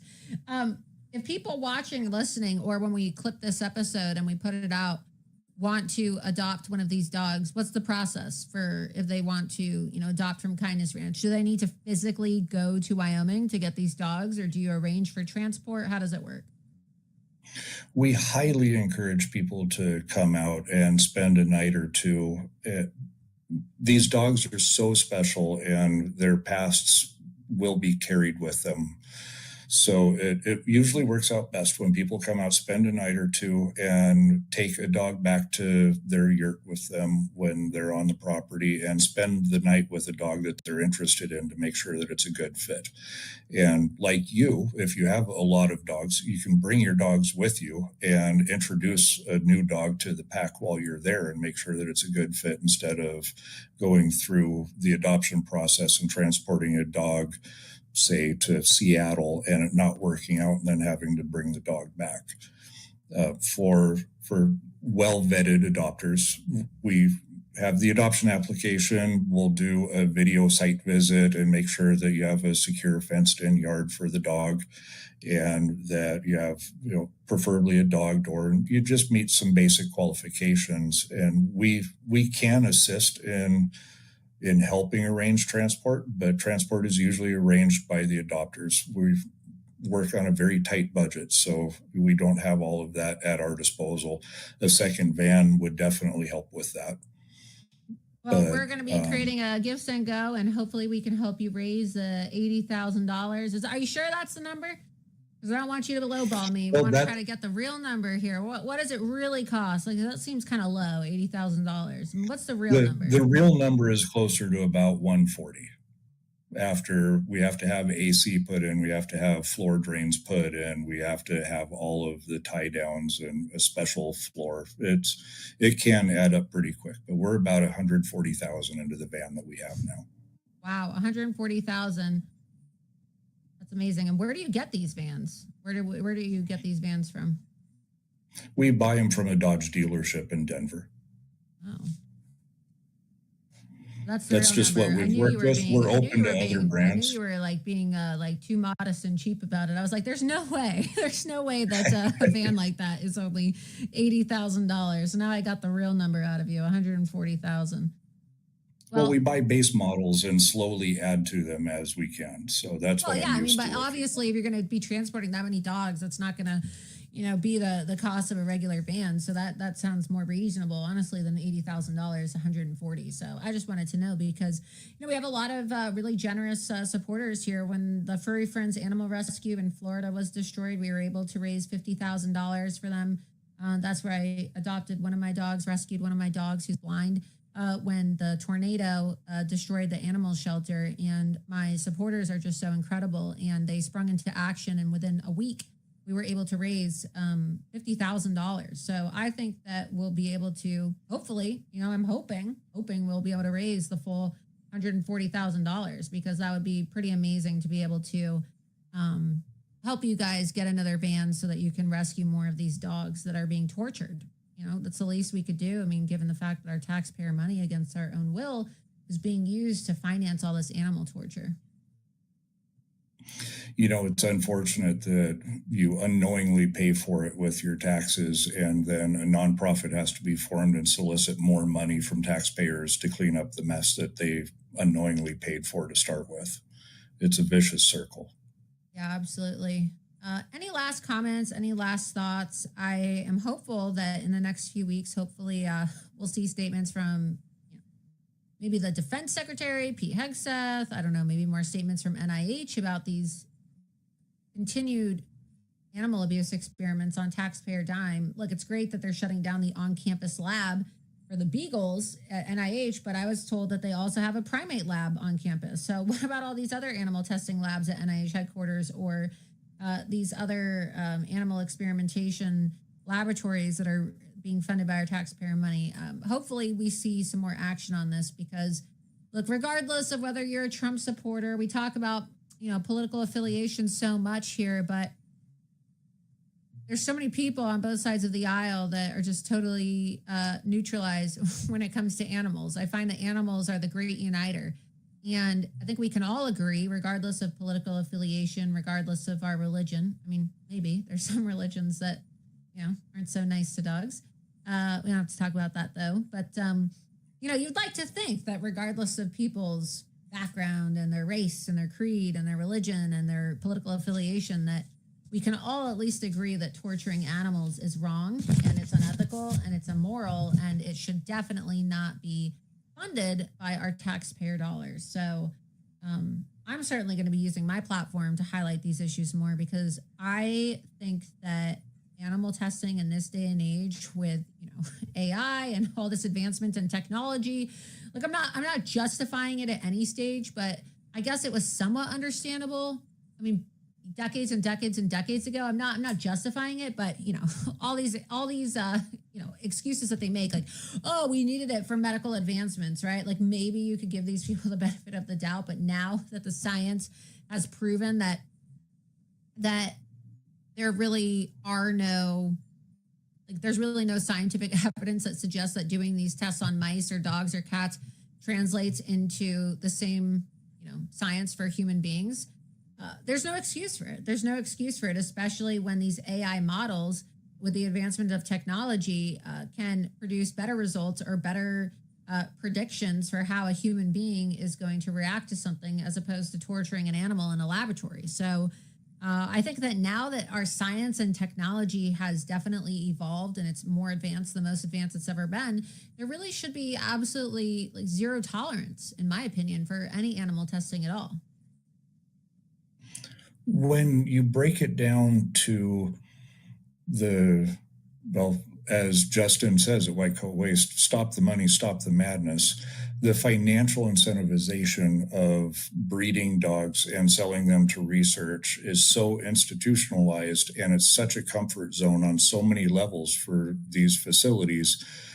The FDA very plainly says that they are more comfortable reading the results that they're provided from animal testing than they are from AI.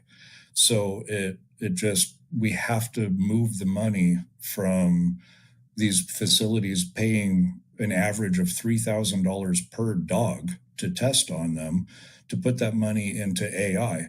If you're working with an AI model and you make a mistake, no living creature has to die. If you're testing on a dog and you make a mistake, that dog is dead and you have to go buy another one and put that one at risk as well. So it's just this horrible, horrible, vicious cycle that, with just shifting the money and making AI more financially viable and more broadly accepted, we can put an end to this in the next few years. We have the technology that we could put an end to most of it now, but there's no financial gain for these companies. When you think of the 42,000 dogs last year that were bred for research at an average cost of $3,000 per dog, why would you shut down? It doesn't cost that much to breed dogs. That's huge potential for a profit margin right there. And getting all of that money out of it and making the shift to AI is just a no-brainer. We can do better as human beings and be better stewards of our environment just by ending this needless torture on animals. Absolutely. I mean, it's a no-brainer. Any last comments? Any last thoughts? I think we played all these videos, and we are going to be posting these videos on Loomer Unleashed. We have a couple more videos, actually. Let's go ahead and play the rest of these videos, and then, they'll give you a chance to give your final thoughts. But we have more of these exclusive videos that you took this week while you were rescuing these animals, so let's go ahead and play the rest of them. This old timer's 11 years old. Spent his entire life in a research facility.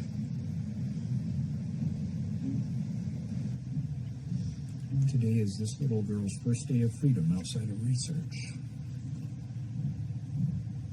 She was born in a lab, lived in a lab, and today it's raining and she gets to experience rain and grass for the very first time.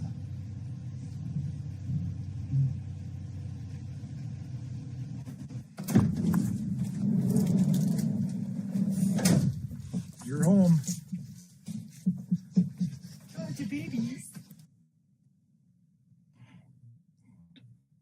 I guess that's one way to say welcome home, huh?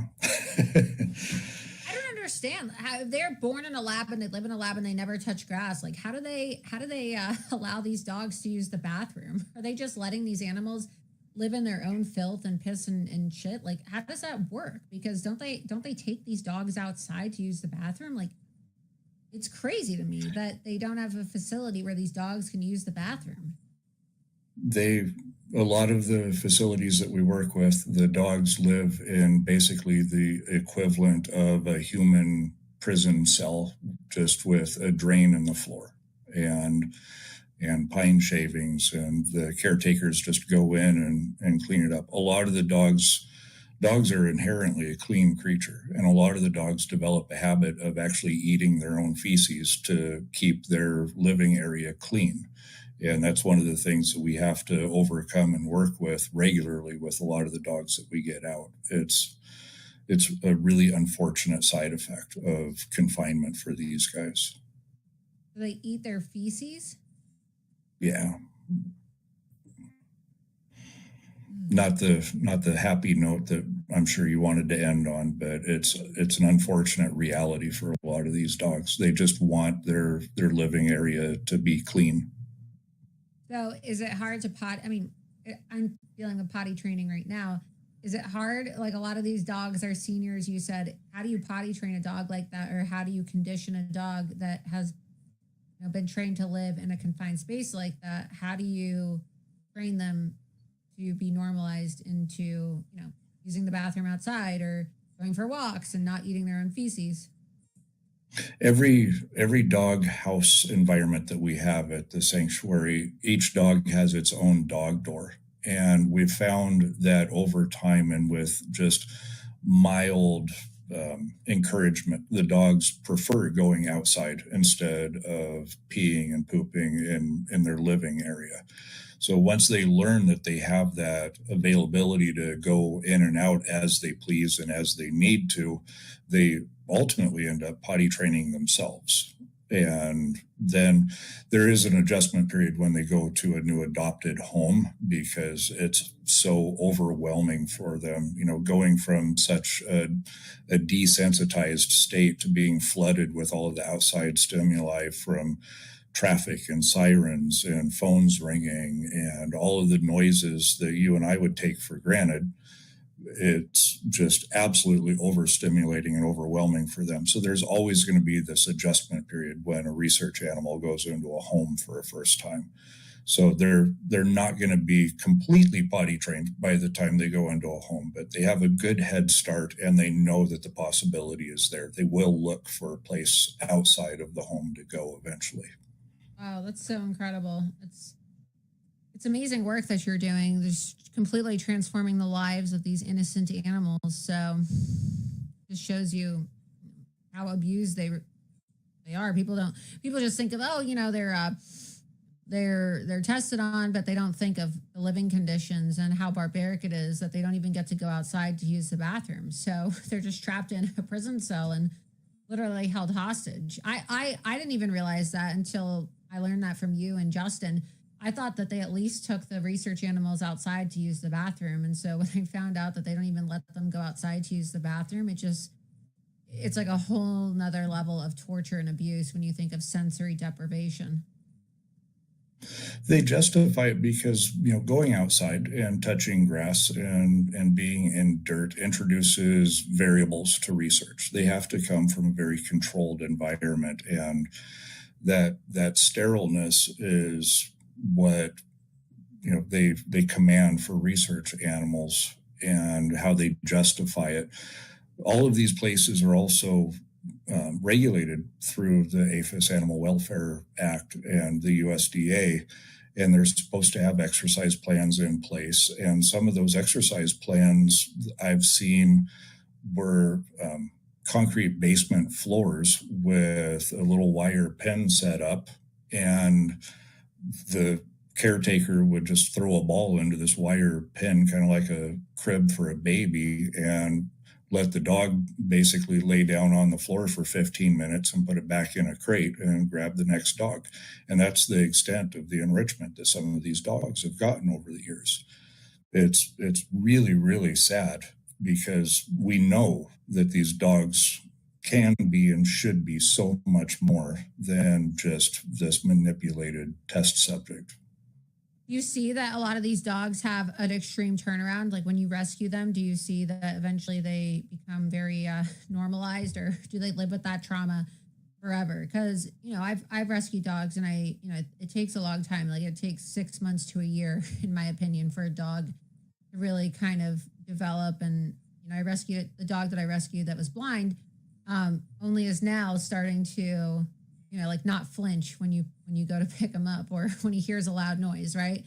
And and the dog didn't want to sleep next to anybody at first, and was kind of uncomfortable, like being cuddled by a human. And now, it's taken about 6 months, and now the dog, of course, wakes up and wants to cuddle and comes over. But even with dogs that have not been kept in crates and in laboratories for their entire life, I find it hard when you rescue a dog for the dog to socialize until about a year passes after you adopt them and rescue them. So do Do you have some happy stories you could share with us of some of these dogs that have been rescued that, have turned their life around or have, completely different lives now?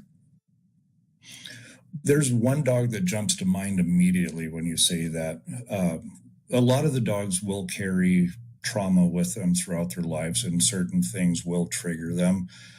My dog, Uno, who I've taken to Capitol Hill several times now to meet with people and show the success stories, he still has severe barrier reactivity, and he's scared to death to go through new doors for the first time.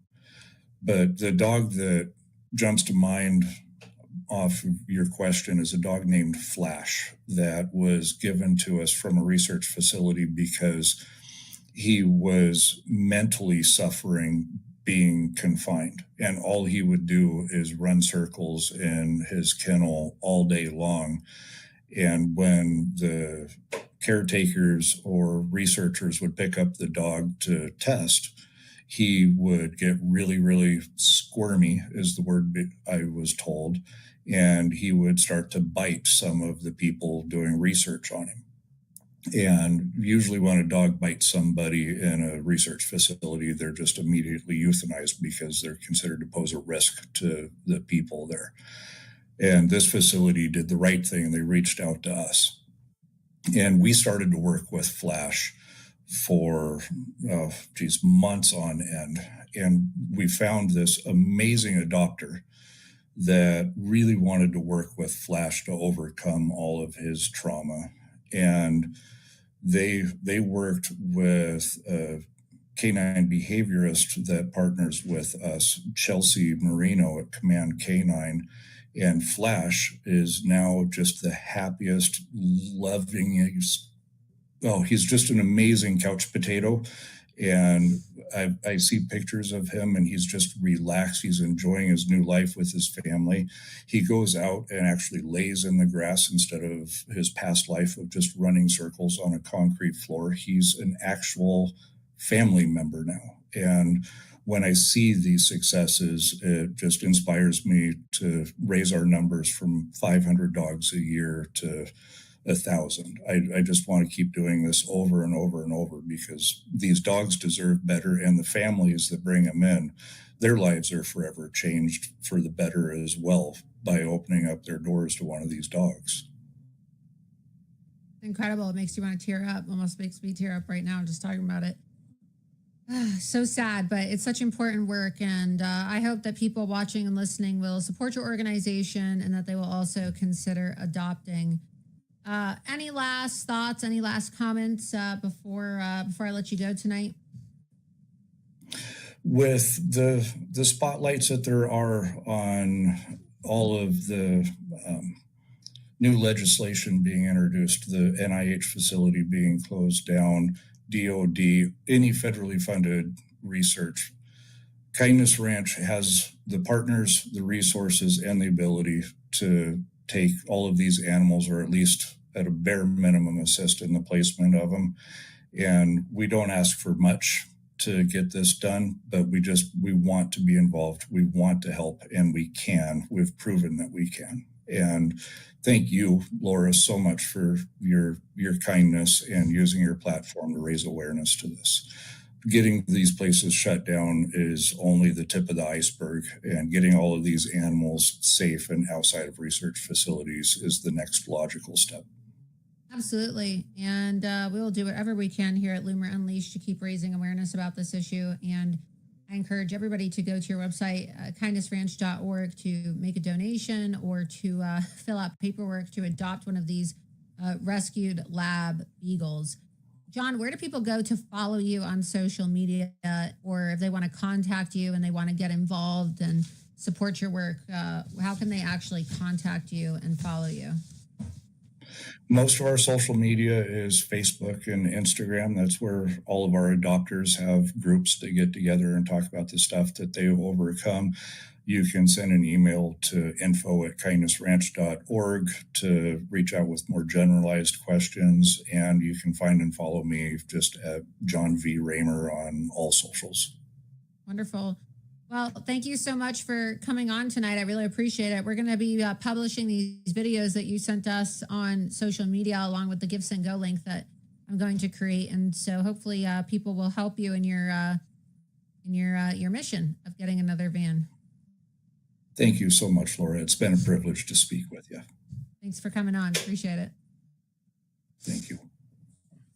Incredible organization doing amazing work to save the most vulnerable members of our society, innocent animals that are being locked away in laboratories and tortured. Want to go ahead and go to the chat, put your comments and thoughts and questions in the chat.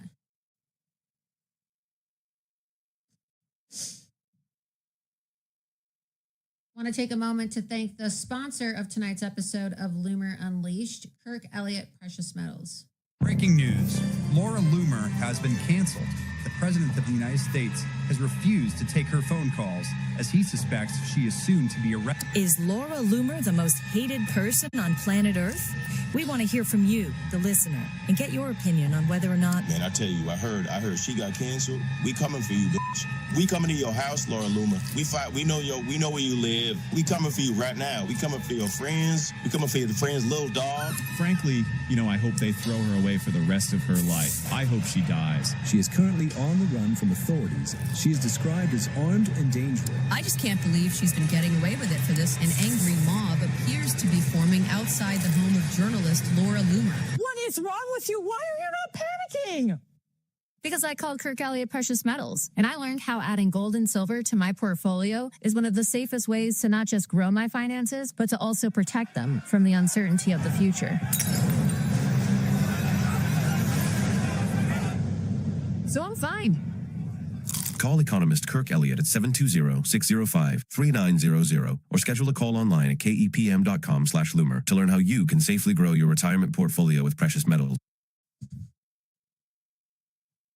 Again, want to thank Kirk Elliott Precious Metals. Learn how you can diversify your portfolio and invest in precious metals. Check them out at kepm.com/Loomer, kepm.com/Loomer.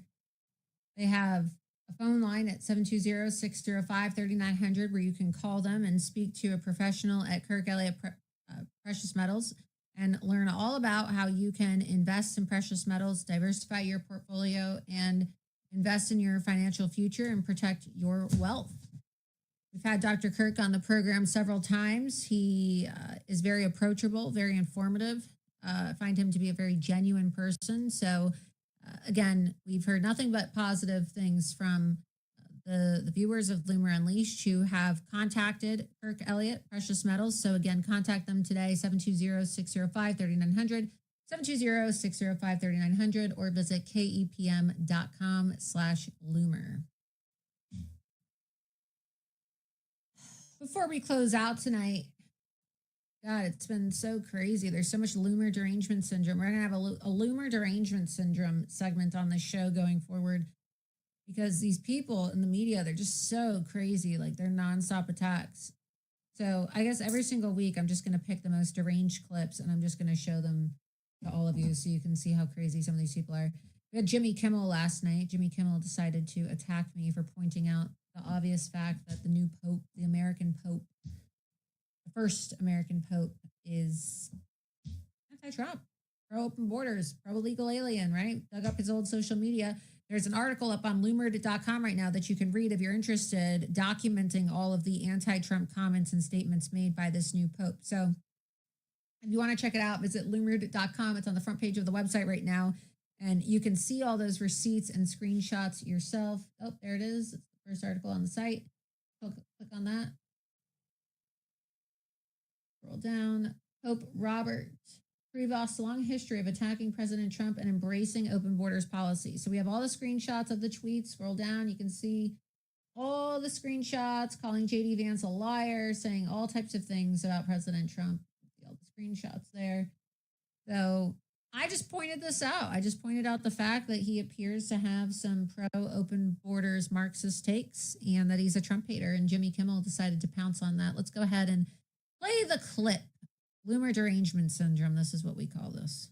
At all. Loony Laura Loomer says Catholics don't have anything good to look forward to, just another Marxist puppet in the Vatican. This guy says the newly selected Pope trashed Trump, trashed Vance, trashed border enforcement, endorsed Dreamer-style illegal immigration, repeatedly praised and honored George Floyd, and endorsed a Democrat senator's call for more gun control, to which Cat Turd 2 said, "This is so bad." And another guy, "I was considering becoming a Catholic, not anymore."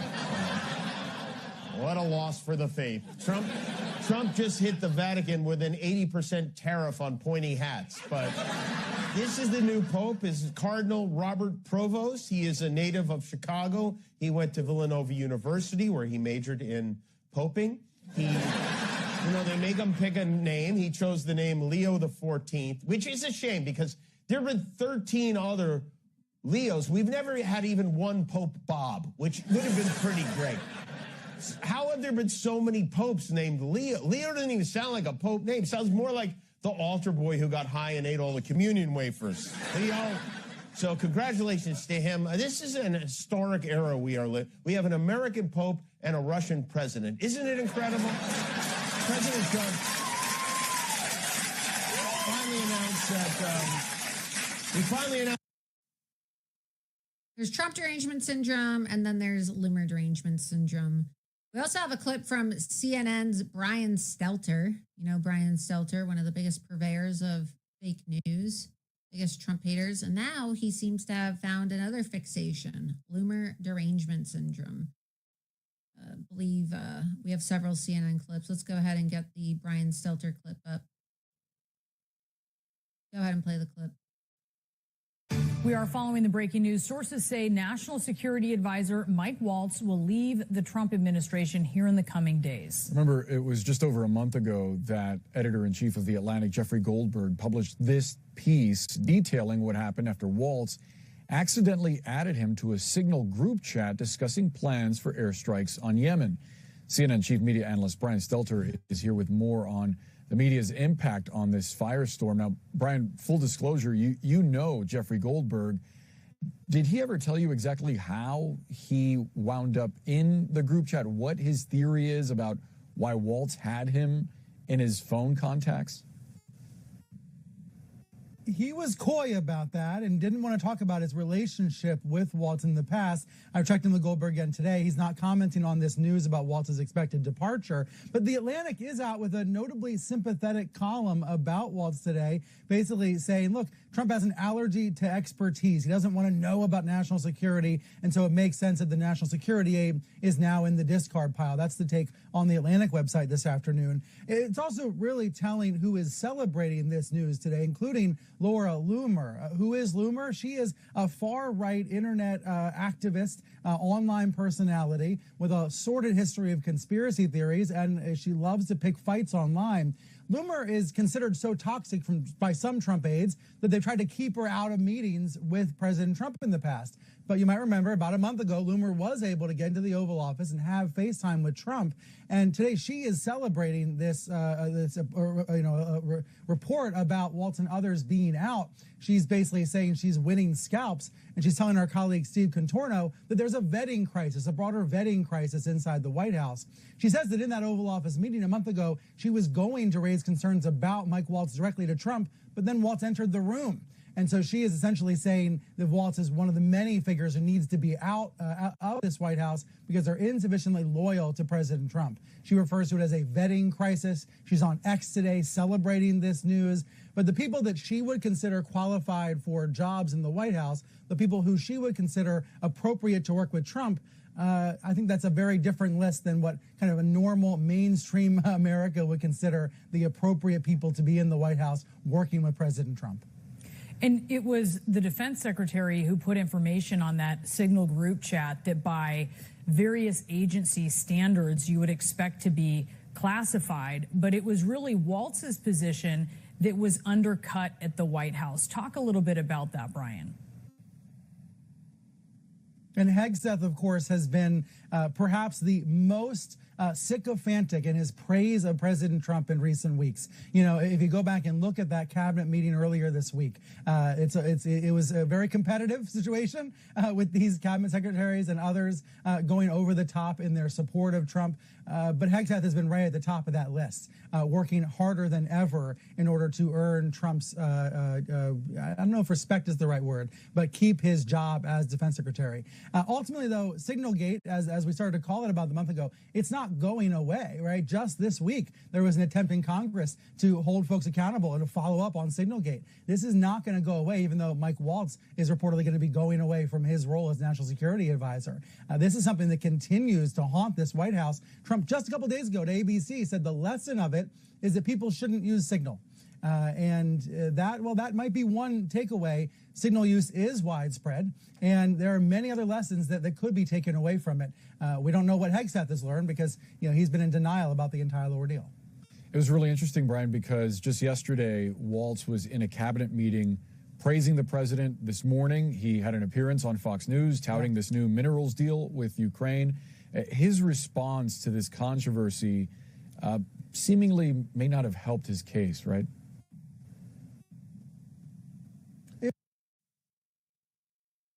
Yeah, it's so crazy the way they react. It really is another form of derangement syndrome, in my opinion. But at least they're highlighting the vetting crisis. I mean, that's the subject of tonight's show. White House vetting crisis worsens. I'm not being malicious. I'm just telling the truth. And he says, Laura Loomer is so toxic that even some Trump aides have tried to keep her out.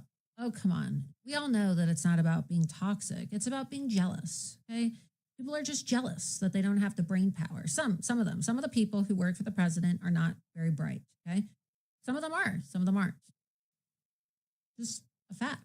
So, yeah, I guess some people are going to be professionally jealous. I mean, that's what's happening here is people are very professionally jealous that they don't have the intellectual capacity to come up with the information that I come up with. And they lash out. And the way they lash out is by gatekeeping. So, look, gatekeep at your own expense. Let's play this other clip here from Dana Bash, another Trump hater. Selling your gun isn't just a transaction. It's the passing of a story, a chapter in your journey. When that time comes, guns.com makes it simple every step of the way. Quickly share your gun's details and photos through our simple online process and get a competitive offer from our team of experts right to your inbox. Once you accept an offer, we even cover the shipping to our warehouse, where we prepare the gun for its next chapter. Guns.com, purveyors of freedom. Formerly married to Jeremy Bash, who is one of the 51 spies who lied. Okay, so all these people are just total Trump haters. And I say gatekeep at your own expense because who are you really benefiting by gatekeeping? When they say, oh, Laura Loomer is so toxic, Laura Loomer is so toxic, even Trump aides keep her out. Gatekeep at your own expense. You are going to harm our national security. You are going to harm President Trump. You are going to harm our country if you continue to gatekeep information and you prevent Trump loyalists from trying to give the president of the United States information that is going to help him make better decisions, help him protect himself. So, yeah, gatekeep at your own expense because if the Democrats take over again and they're able to impeach Donald Trump or, a bad apple slips through the non-existent vetting process, well, yeah, it's going to have a blowback on everybody in the Trump administration because as we've seen, they're not just going to come after Donald Trump. They're going to attack everybody who works for him, too. They like weaponizing government. So remember that. Next time you want to gatekeep at your own expense. This has nothing to do with anybody being toxic. It's all about professional jealousy, okay? That's fine. I don't care if people want to hate me. That's all right. It's not about me. This is about the country. This is about the mission, helping Donald Trump. We can all put our egos aside and we don't have to be friends. I'm not asking you to hold my hand and sing Kumbaya or come have a sleepover with me. I'm not even asking you to go have lunch with me, but people need to work together to support the president and make sure that he has the best information possible. I don't care if people like me. I really don't care. Go ahead and play this clip from Dana Bash. CNN breaking news.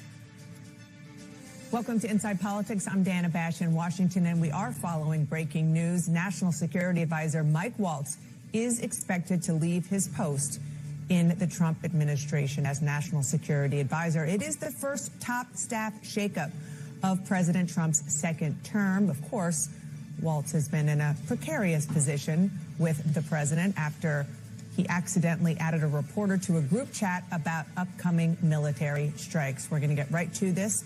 Here with me now is CNN's Caitlin Collins, alongside CNN's Jeff Zeleny, Dasha Burns of Politico, and Mario Parker of Bloomberg.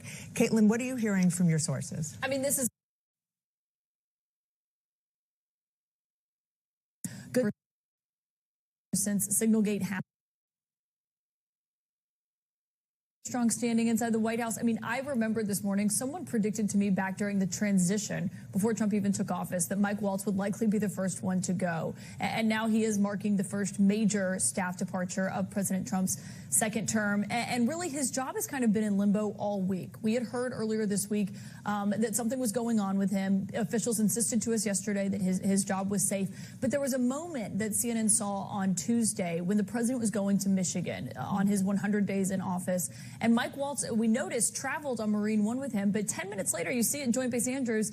That's his figure. He does not get on Air Force One. It's only about a 10-minute flight, so it's extremely odd to take the helicopter flight and then not actually go on the trip.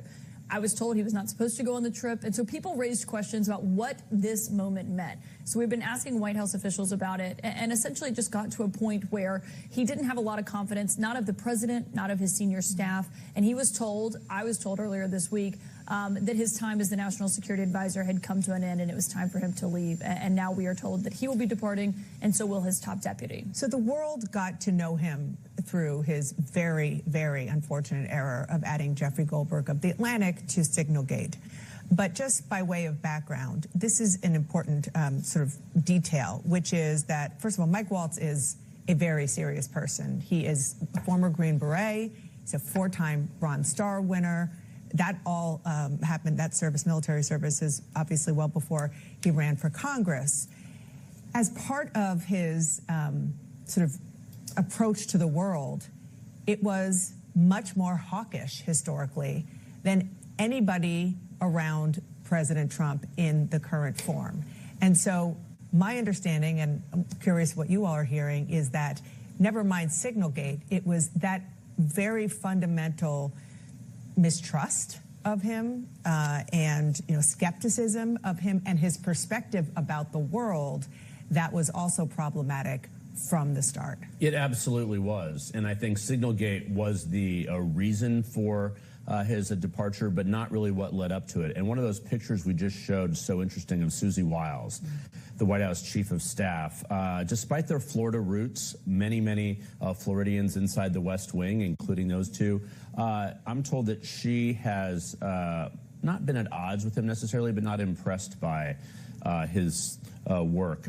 He is a hawk. There's no doubt about it. I mean, there's been a lot of flexibility among some advisors. Marco Rubio also comes to mind. I mean, long before he joined this administration, he too would have been in the hawkish side of the Republican Party, but this is the Trump era. So Walz definitely did not necessarily fit this, but he was qualified in, many other ways. And a lot of Republicans who I talked to at the transition were actually happy he was in the West Wing because they thought that he would sort of bring stability in things. But back to that point that Caitlin showed, that video is so fascinating. What it doesn't show, the Defense Secretary, Pete Hegseth, is on the plane. And he flew to Michigan with the president. And I'm told the president throughout the day embraced the Defense Secretary. Yesterday at the cabinet meeting, it was so clear.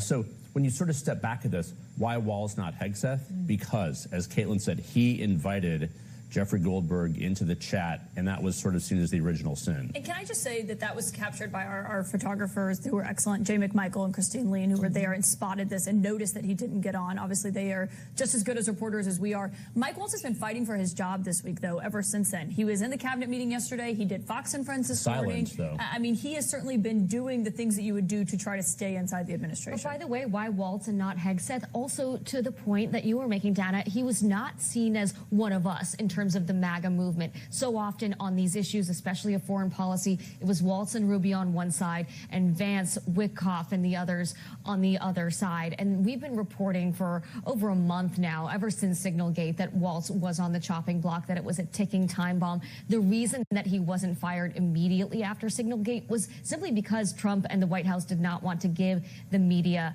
a scalp. But this has been a long time coming. And again, Signalgate was more a byproduct rather than a reason for his ouster. And do you remember the Laura Loomer list? Yes. Sure. That she came in, you reported on this, and she had a long list of people, not sure where she got it, but a long list of people on the national security front who were not considered loyalists, but it was obviously much more than that.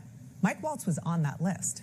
Right, absolutely. And to the point of the other panelists, the fact that he was known as a more traditional Republican, hawkish in nature, which is in direct contrast to the Make America Great Again foreign doctrine. But I want to take another step back as well, back to that cabinet meeting yesterday. One of the things that was striking was how many of the cabinet officials subtly gave an endorsement to Hegseth, right? Namely Lee Zeldin yesterday as well, who kind of gave an impassioned defense, talking about the greatest defense in national security head of his recent memory.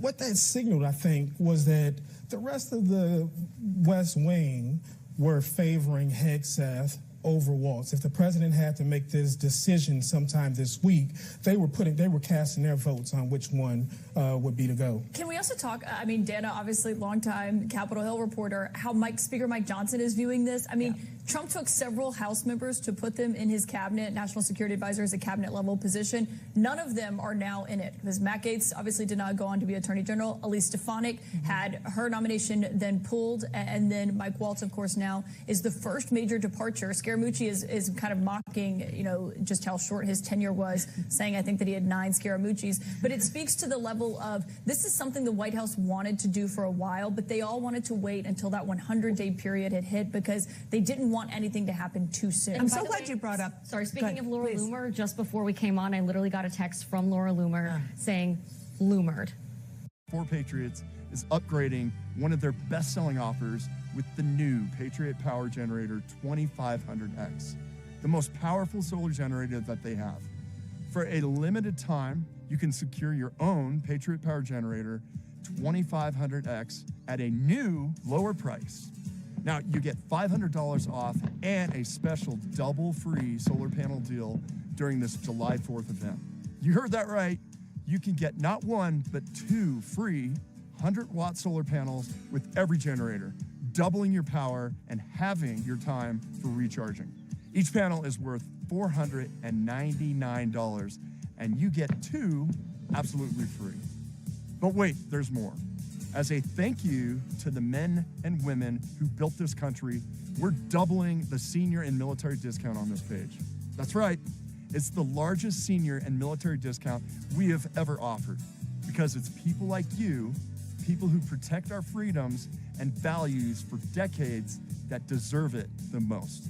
But when the fireworks end, we'll put this grand finale of a deal back in the vault, and there is no telling when you'll ever see it again. This limited time solar generator deal expires July 7th at midnight. That's it if it lasts that long. These generators are so famous for selling out. So once the word gets out about this new rollback price and your 2 free solar panels, we may have to close the page early.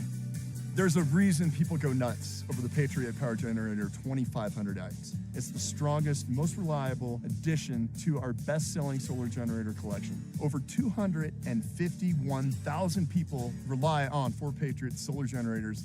Simply put, it's bigger and it's better than ever before. The Patriot Power Generator 2500X can power your computer, cell phone, television, and radio for longer. It can even keep your fridge going until the power gets back. And that's without gas, fumes, or noise. You'll have power to spare with the Patriot Power Generator 2500X in your home.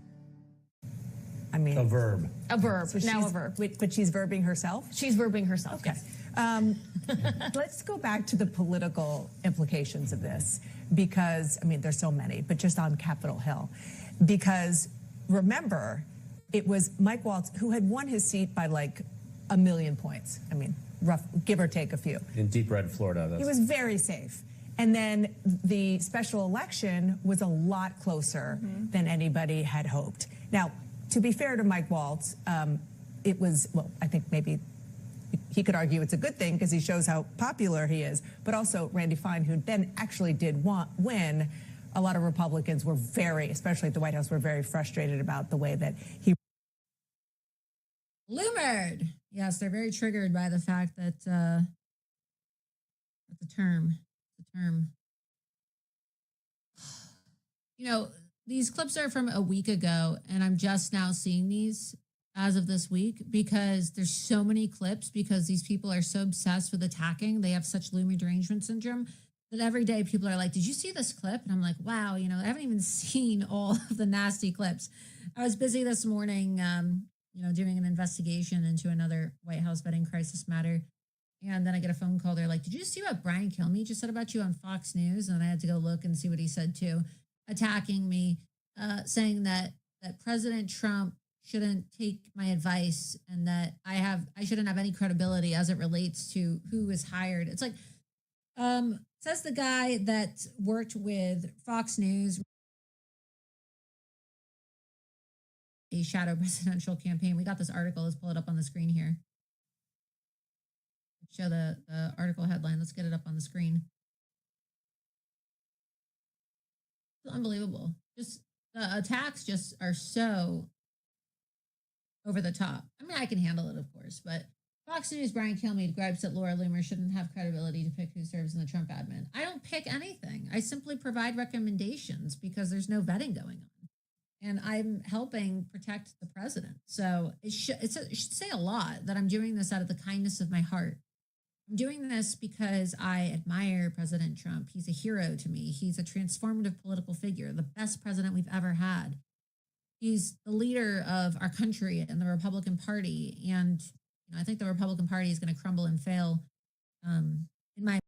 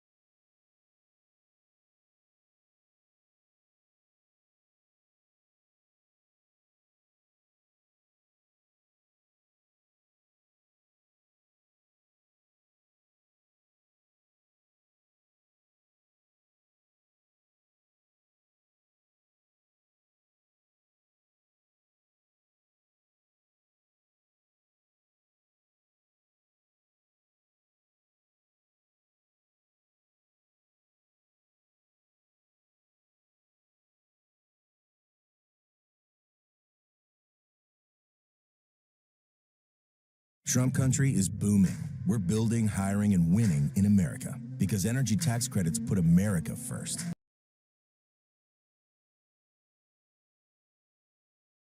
Which is who are we and what can we do going forward and how do we survive without an Iranian state sponsor?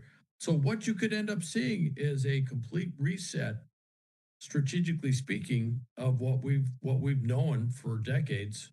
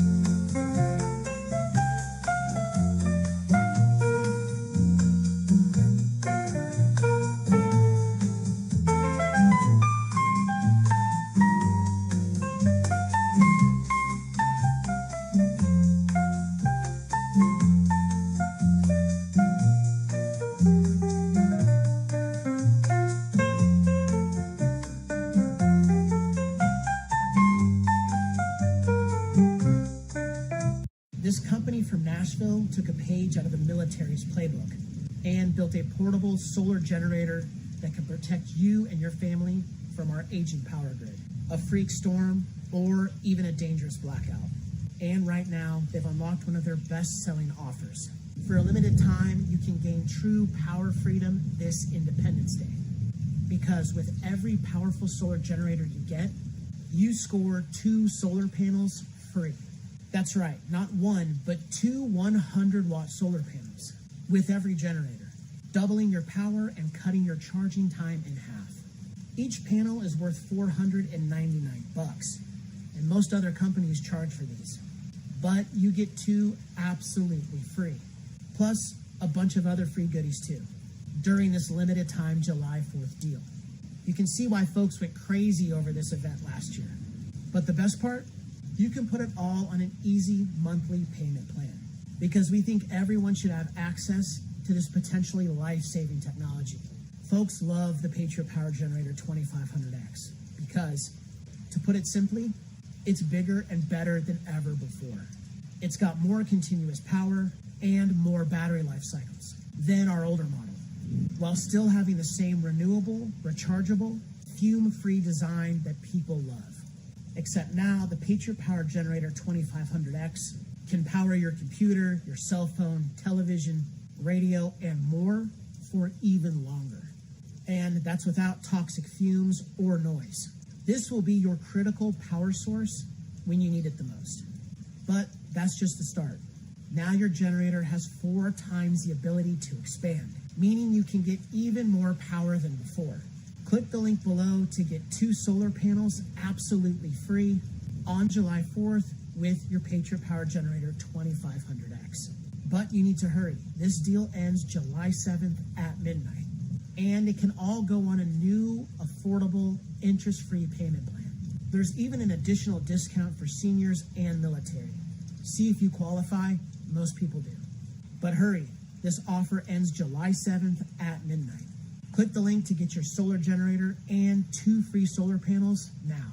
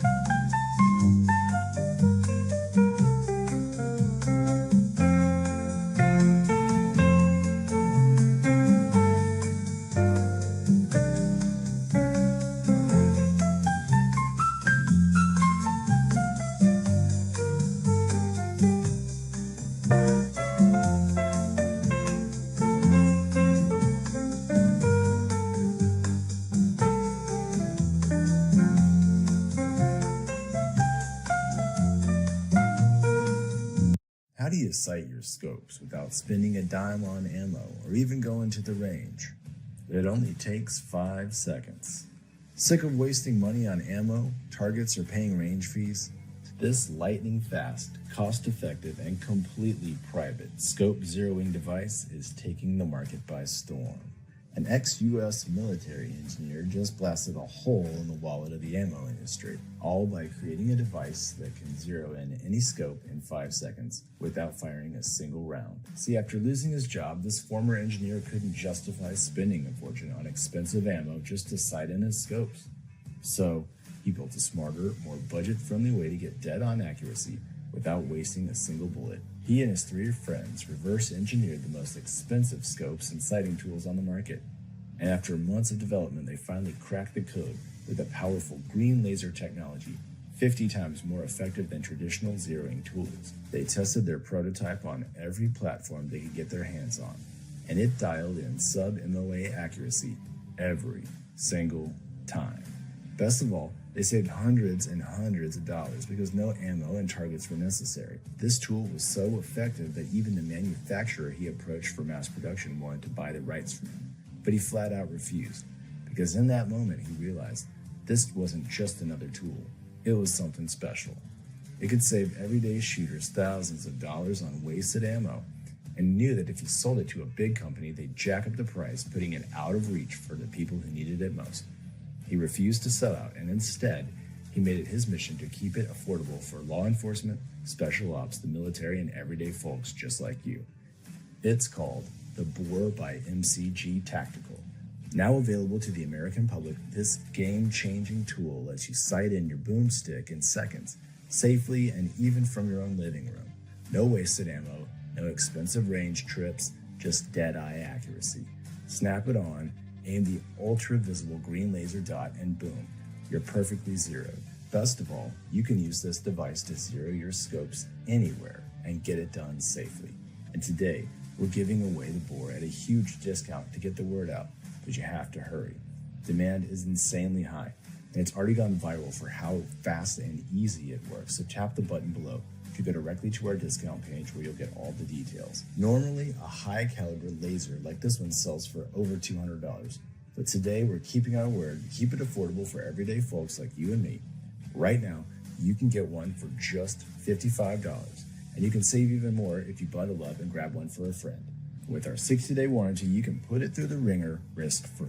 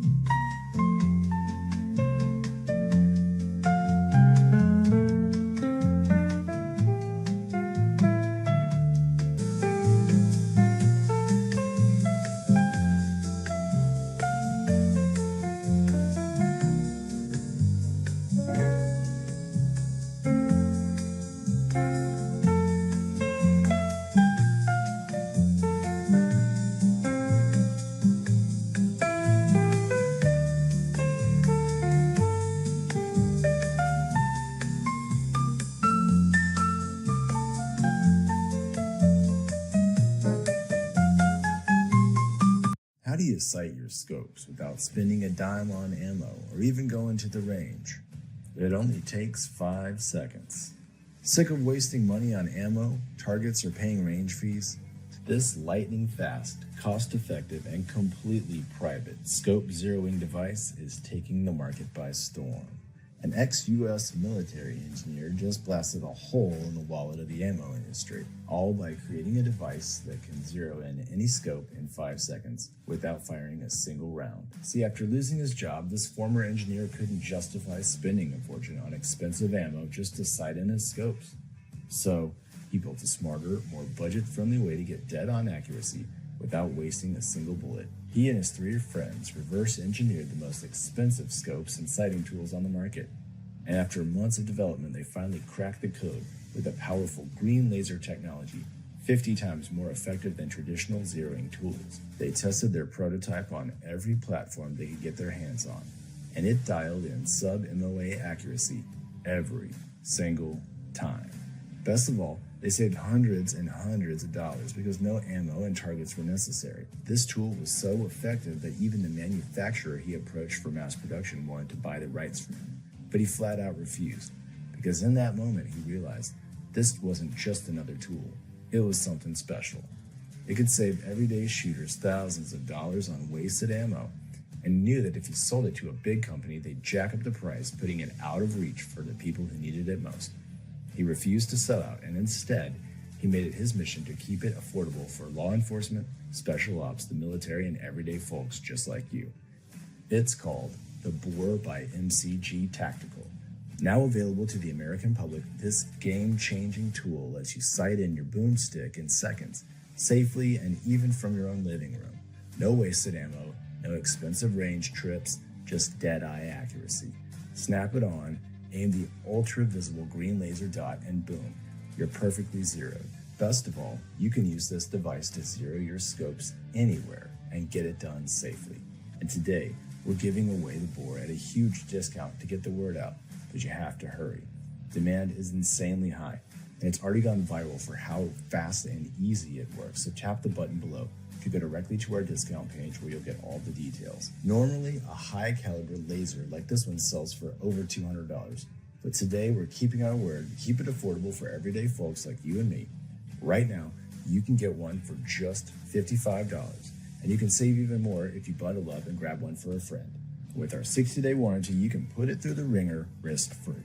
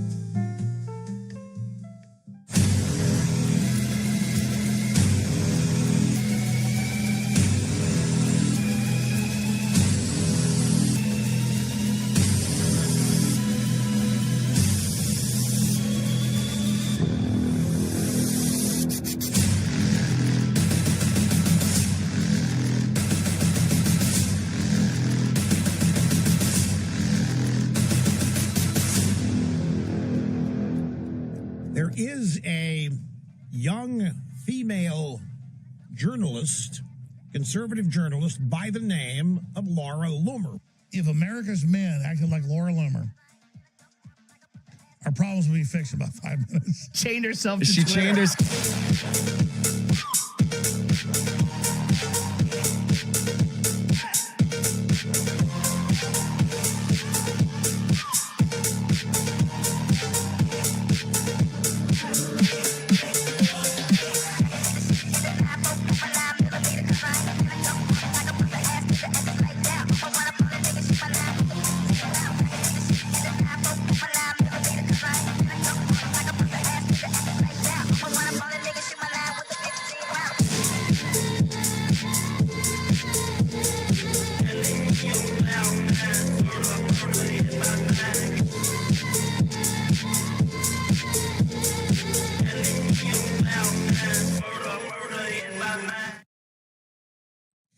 Good evening and welcome to episode 127 of Loomer Unleashed. I'm your host, Laura Loomer. We are live right now on Rumble and X, so please be sure that you head on over to rumble.com/Laura Loomer, rumble.com/Laura Loomer. Click the follow button. Also, be sure that you have enabled notifications on your phone for Rumble by downloading the Rumble app. That way you never miss an episode of Loomer Unleashed when I go live. Also, be sure that you click the Get Loomered button. That's how you can support the work we do here at Loomer Unleashed for $7 a month or $70 per year. This is a grassroots-funded broadcast and a grassroots-funded publication. You can go to loomered.com, which is my website, where you can get access to all of the exclusive reports where we document the ongoing vetting crisis, and we report on stories that are not going to be reported by the mainstream media. So be sure that you head on over to the website and get all of your daily investigative reports. All right, we have a lot to talk about tonight.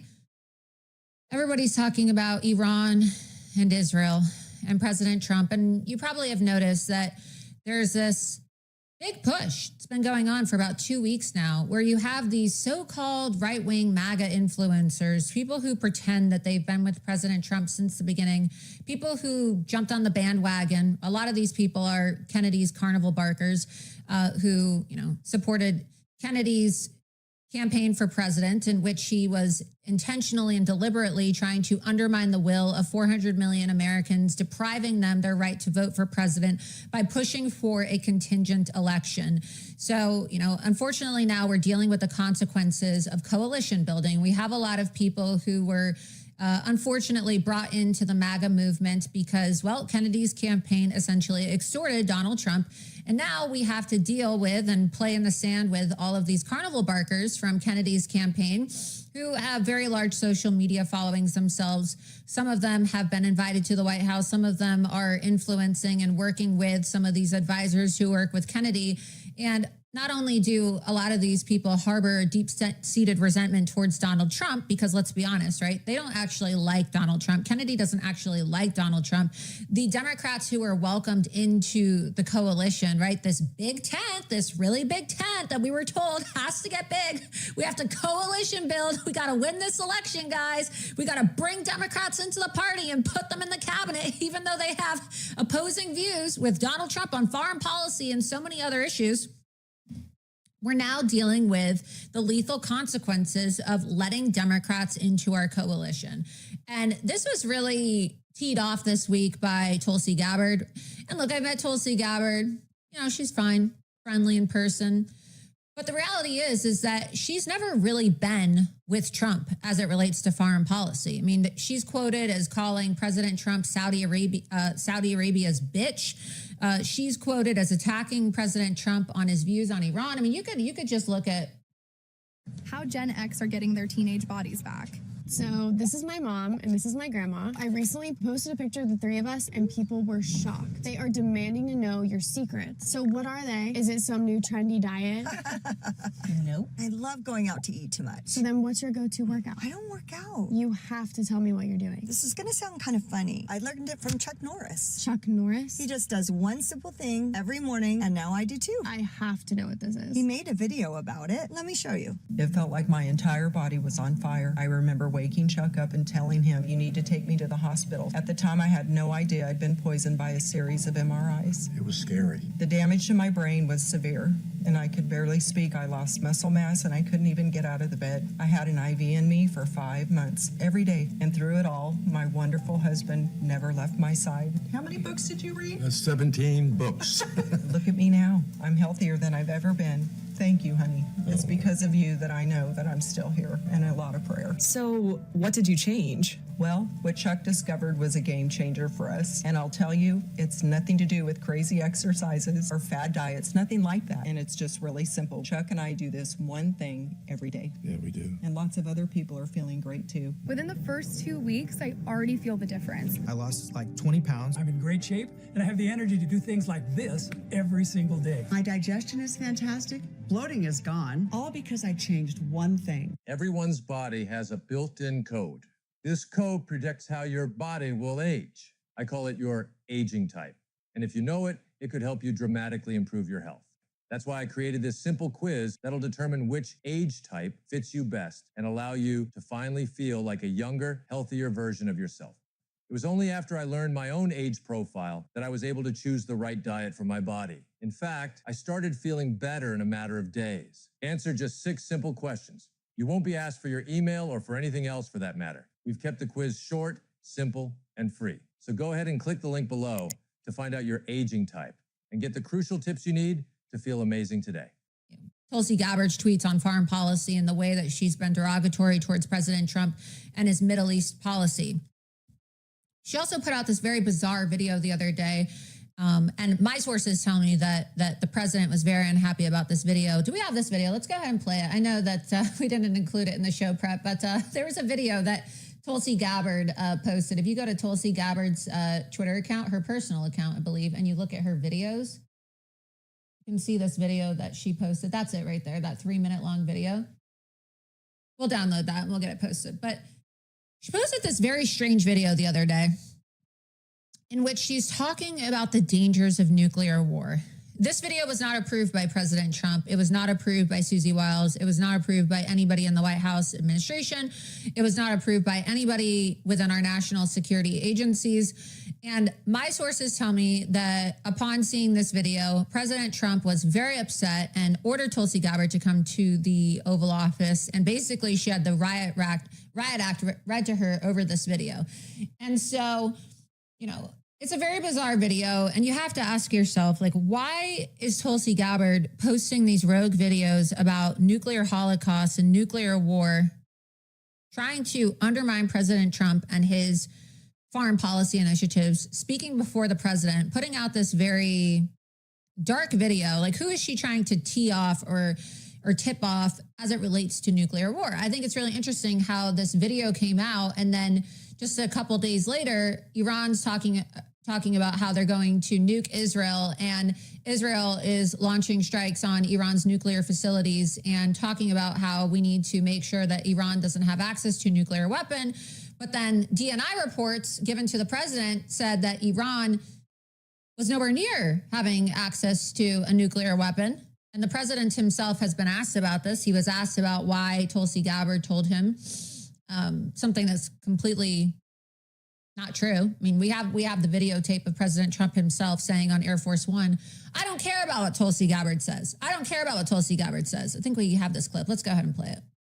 You've always said that you don't believe Iran should be able to have a nuclear weapon, but how close do you personally think that they were to getting one? Because Tulsi Gabbard testified in March that the intelligence community said Iran wasn't building a nuclear weapon. I don't care what she said. I think they were very close to having. He said, I don't care what she said. I think they were very close to building a nuclear weapon. So, you know, we share intelligence with Israel. We know this, right? So doesn't anybody find it to be a little bizarre that President Trump thinks that they're building a nuclear weapon? Israel thinks they're building a nuclear weapon. Other intelligence officials in our government who aren't Tulsi Gabbard have told President Trump they're building a nuclear weapon. But Tulsi Gabbard is the one who says they're not building a nuclear weapon. It's a little bizarre. And then she releases this video. Let's go ahead and play this video from the top. I recently visited Hiroshima in Japan, and stood at the epicenter of a city that remains scarred by the unimaginable horror caused by a single nuclear bomb dropped in 1945, 80 years ago.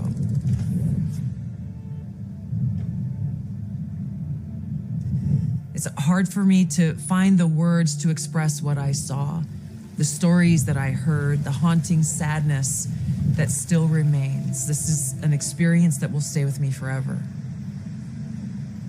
This attack obliterated the city, killed over 300,000 people, many dying instantly while others died from severe burns, injuries, radiation sickness, and cancer that set in the following months and years. Nagasaki suffered the same fate. Homes, schools, families, all gone in a flash.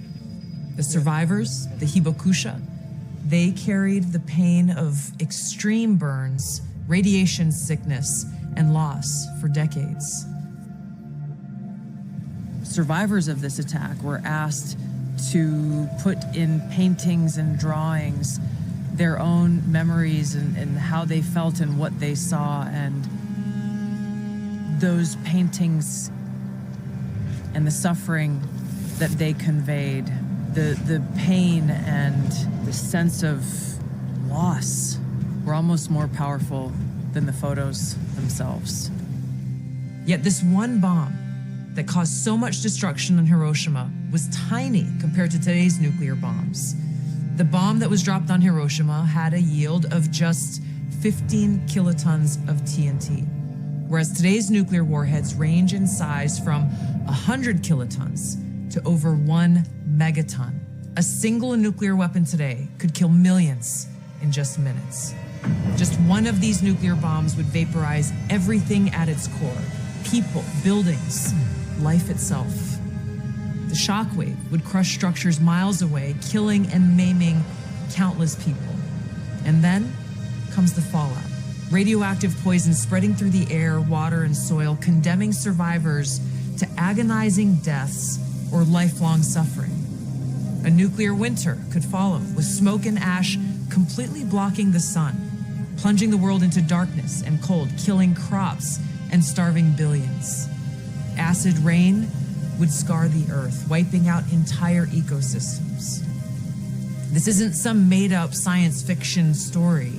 This is the reality of what's at stake, what we are facing now. Because as we stand here today, closer to the brink of nuclear annihilation than ever before, political elite and warmongers are carelessly fomenting fear and tensions between nuclear powers. Perhaps it's because they are confident that they will have access to nuclear shelters for themselves and for their families that regular people won't have access to. So it's up to us, the people, to speak up and demand an end to this madness. We must reject this path to nuclear war and work toward a world where no one has to live in fear of a nuclear holocaust.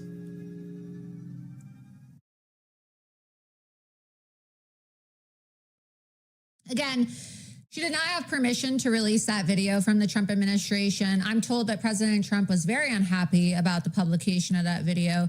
I'm told that the president's senior advisors and chief of staff were also very unhappy about the broadcast of that video, the publication of that video. And it's no wonder why there's reports out today about how Tulsi Gabbard is being sidelined from participating in briefings in the Situation Room and participating in national security briefings with the president. There's a lot of questions about why there's reports coming out about how Iran was 15 days away from developing a nuclear weapon. We share intelligence with Israel. Donald Trump is saying that Israel was developing a nuclear weapon. The White House press secretary was confirmed today. I think we have that clip as well. We have the clip today of White House press secretary Caroline Leavitt talking about how Iran was very close to creating a nuclear weapon. But Tulsi Gabbard is saying that they weren't. And she's the DNI director. Let's play this clip. When the president said a few weeks away, did he mean obtaining enough enriched uranium to start building a weapon, or did he mean Iran is a few weeks away from completing the production of a weapon? I'm glad you asked that, Weija. It's an important question, and it's one, frankly, the media has been getting wrong. Let's be very clear.